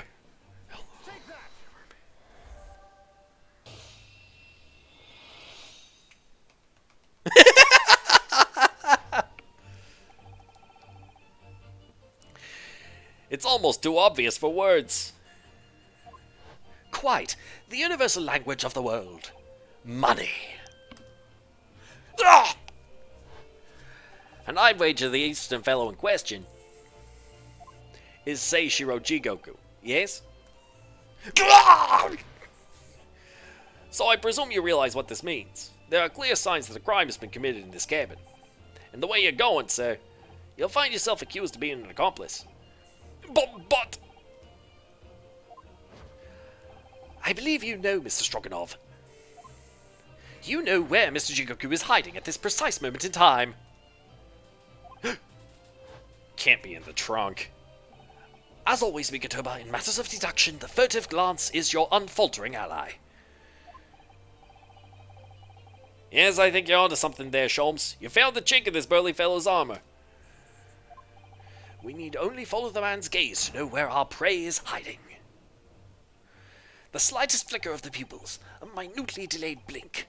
Nothing escapes my attention, even that which is barely perceptible. You could hardly call this barely perceptible, Sholmes. The man's turned his entire head. It's not exactly what you describe as a furtive glance, is it? It's almost too obvious. We shall let your tapping toes decide, my dear fellow.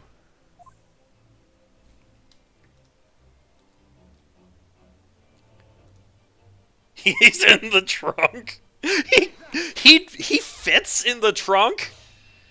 I'm surprised Jigoku fits in the trunk, to be honest. You turned immediately to look at this large trunk, didn't you? Ah!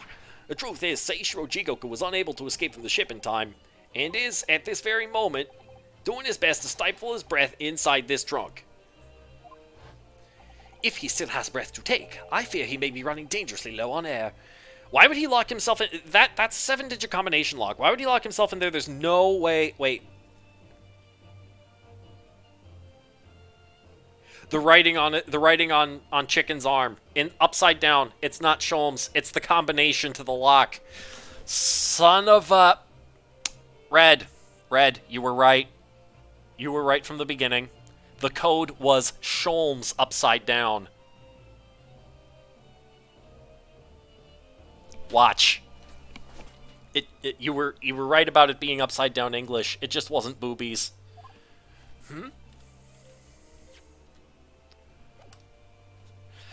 I imagine he didn't count on us making a nuisance of ourselves for quite so long. I think it would be in everyone's best interests for us to open the trunk as quickly as possible. But how can we? Are you forgetting about the combination lock? We don't know the 7-digit code. The combination lock can't be opened from inside the trunk. Therefore, there must have been an arrangement for somebody to open it after our departure. Ah, man, no booba. Nope, no booba. Of course. In short, Moriarty brings the booba. Yes. Wait, did I mess up the... I'm pretty sure I may have messed up his name earlier. You can hardly call this barely perceptible, Moriarty. The man's turned his entire head. I think you're onto something there, Moriarty. Thanks for reminding me. In short, before Jigoku hid himself inside that trunk, he must have told somebody the 7-digit number for the lock. As I'm sure you can confirm, Mr. Stroganov. No, I know nothing about the combination code. It is on your arm. It is 52311045.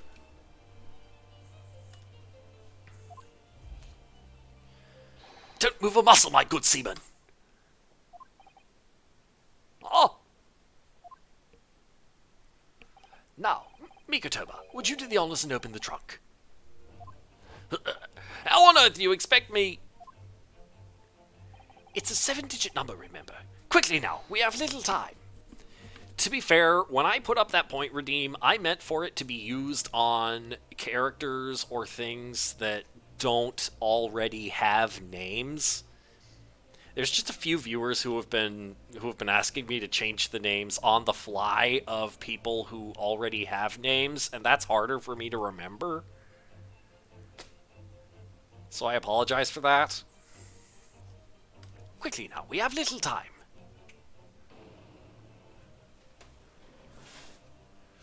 Let's see.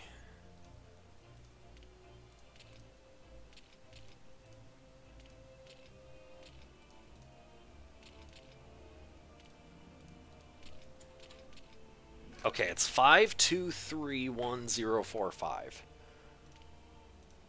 5231045.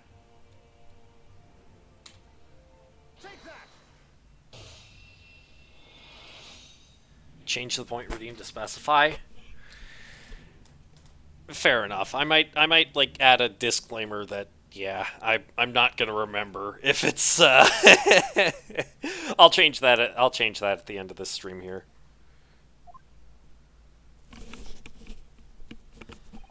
It did it. It's open. You had to meddle, didn't you?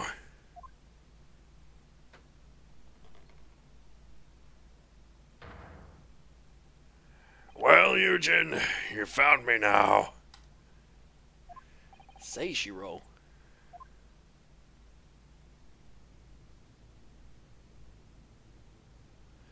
I was really hoping beyond hope not to find you here, you know. But you're not entirely unsurprised, I take it? That does corroborate Kazuma.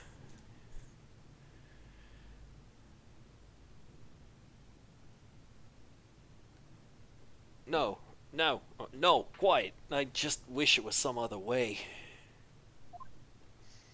Well, are you ever going to introduce me? Your reputation precedes you, Mr. Sholmes. I've read stories of many of your exploits.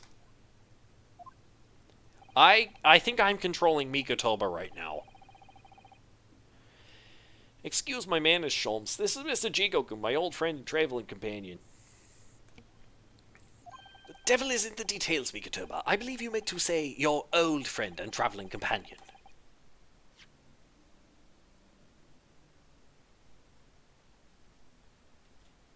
I believe you meant to say your old friend and traveling companion who made the cowardly decision to flee the country without a word to anyone when things turned sour. I see my reputation precedes me as well. What an honor!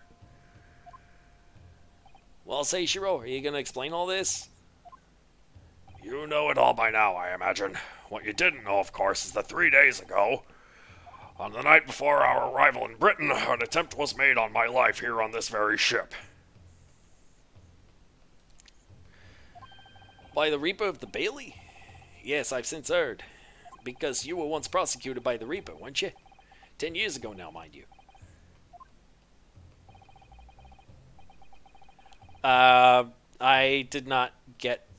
Wait a minute, just who are you? No, I did not get that reference, I am sorry. If that was supposed to be a reference. I feel like, now that you mention it, I should know it, but I don't.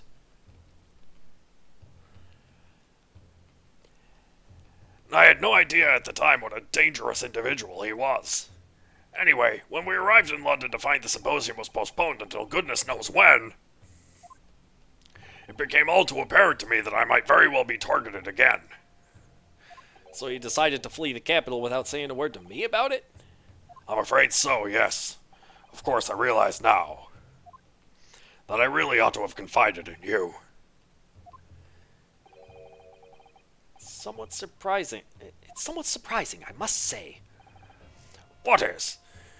Well, first-class cabins aboard luxury steamships are in very short supply. It's more than a little hard to believe that this one just happened to be available. So says the protagonist of some colorful short stories. Well, I don't care for your opinion.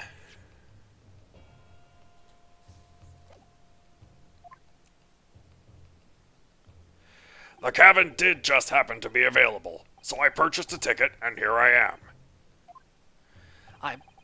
I've just seen for myself the obvious remnants of that incident in this cabin. So you'd already purchased your return ticket before we even docked in Dover, had you? To prevent anyone else taking this cabin and seeing the evidence. Is that it? Eugen, I have nothing to say to you. Well, in a mere 5 minutes, this ship will set off on its onward voyage and not make port again until Italy. I'm afraid we must insist that you disembark with us at once. You have no jurisdiction over my movements. We have this, Seishiro. Take it.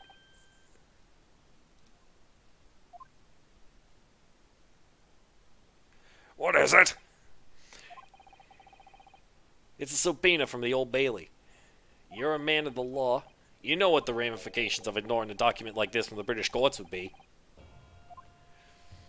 You came prepared then, Eugen. Come on, let's go. One moment. What is it, Sholmes? What is it, Moriarty? I remember that time. Inside Mr. Jigoku's trunk, I found this rather fascinating trinket. It's the broken-off piece of the watch. What is that? Seishiro? I can't help you, I'm afraid. Some small component from something. From Inspector Gregson's pocket watch. But what? I have no idea. By the look on his face, I think he genuinely doesn't know. Okay, fair enough. Well, let us pocket it as a small souvenir of our brief sojourn in France. The small component has been entered into the court record. It's the watch piece. Well, young Naruto, I think we've done as much as we can, I'm afraid. The rest will be on the shoulders of you and your assistant.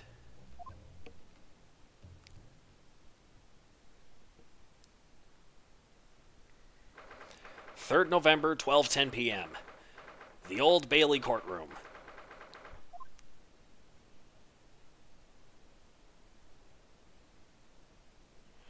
Kazuma Asogi, I know you, and I know you wouldn't lie, but still, there's no doubt that you're holding something back.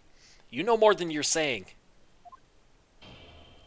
During the past 30 minutes while this court was adjourned, all possible efforts were expended. But sadly, Mr. Jigoku's whereabouts could not be ascertained. We must accept the unfortunate conclusion that the Reaper has already done the deed.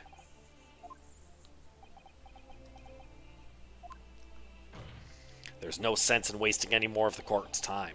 The prosecution calls for an immediate verdict. No! The trial cannot end now. You're a Japanese man, Ryunosuke. You should know when to lay down your sword. And you should know never to presume when the battle is won. The court has already been presented with all the evidence and heard all relevant testimony, and there can only be one conclusion, that the accused is guilty. All relevant testimony? Far from it. There's still a crucial witness from whom the court has yet to hear a single word of testimony. In that case, call your witness to the stand at once, counsel. Yes, my lord. Tomorrow, if possible. The witness is already on his way and scheduled to arrive tomorrow. Who on earth is this crucial witness? Seishiro Jigoku. The very man allegedly murdered by the Reaper. Judge Jigoku? You found him?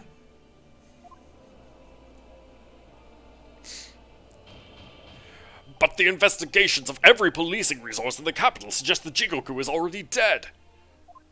How in the name of God did you find the man?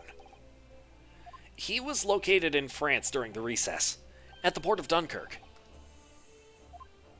Thanks to one of Mr. James Moriarty's famous deductions. James Moriarty. Inspector Gregson almost certainly met with Mr. Jigoku on the night of his death. Because along with Prosecutor Asogi, Gregson was on a mission to assassinate the man.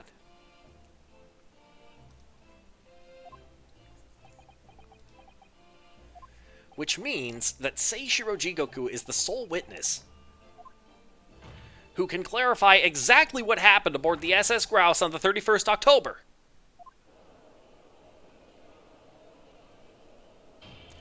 Well, it would appear that it's too soon to move to adjudication at this point.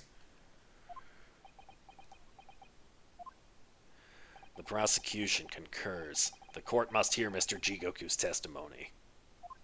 No judgment should be passed until all testimony has been considered.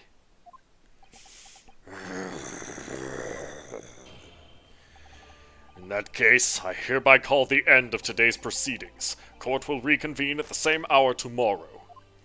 No objections from either side? No, my lord! No objections, my lord. We live to fight another day, by the skin of our teeth.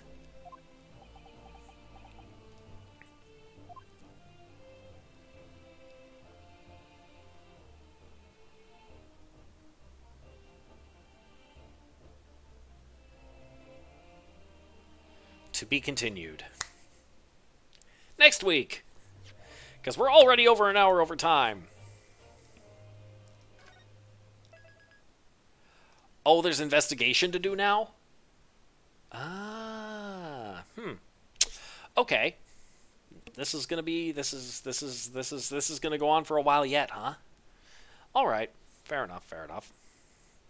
Okay.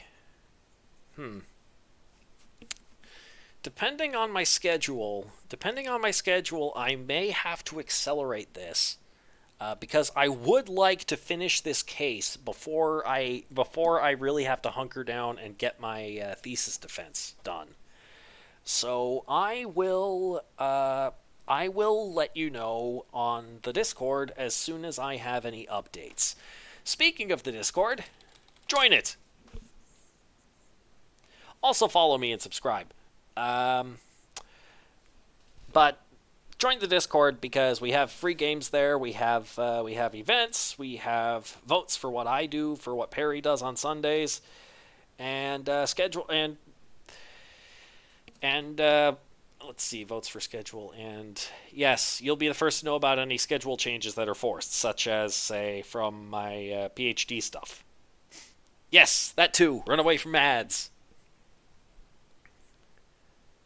I did have to increase the amount of ads that are on because apparently that increases the share, it increases my share of the revenue, as it were. So I was like, okay, sure, I'll do that. And yes, the Discord is in fact where the cool kids are. That is correct, Jorenda. Yes. And like I said, I'm going to try to put together a starting soon screen, and probably some corresponding wrapping up and be right back screens. Screens, and yes, that's it too. If you're a reminder that if you're subscribed to Amazon Prime, then you do have one free sub that you can do every month. So yes, Perry needs them as well. Perry and I are running on the same subscription thing because obviously he doesn't need the money, but he does need the attention. I'm sure he could tell you all about that. But yeah, like I said before, anything from subscriptions goes right back toward this stream. There is a particular surprise that I am saving up for, but that will not be happening until after my defense, for fear that it will distract me too much from the defense. Yes. Yes, Perry needs your attention every day. So that he can harvest from you at night or something. It at this point, you ever see that episode of SpongeBob where the Flying Dutchman is haunting SpongeBob, to the point and only SpongeBob, to the point where SpongeBob is just so jaded to everything that the Dutchman tries to pull, and the Dutchman's like, "Why can't I scare you? Come on." I've lost my touch, he says, but SpongeBob's like, "No, you just keep scaring me, and I'm used to it. You need to find somebody else." That's pretty much Perry and me at this point. So,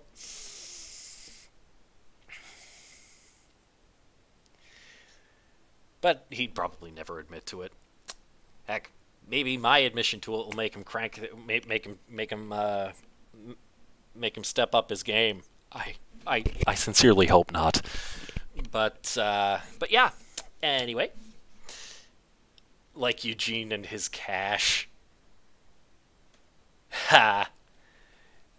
Maybe.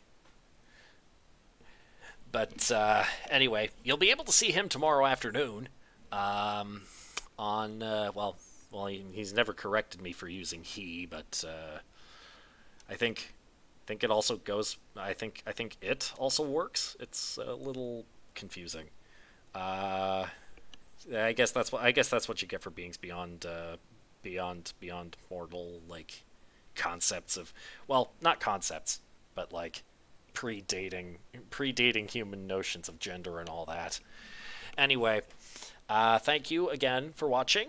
Don't miss Perry tomorrow, or me Tuesday with I'm thinking it's gonna depending on how a work meeting goes Monday. I may have another special lined up for Tuesday, so don't miss that. Absolutely do not miss that. It's probably going to be an extra long stream. Don't miss it. And I will see you then. Till then, comrades, have a good night. Or morning, wherever you are. Have a good wherever the day or night you're in now.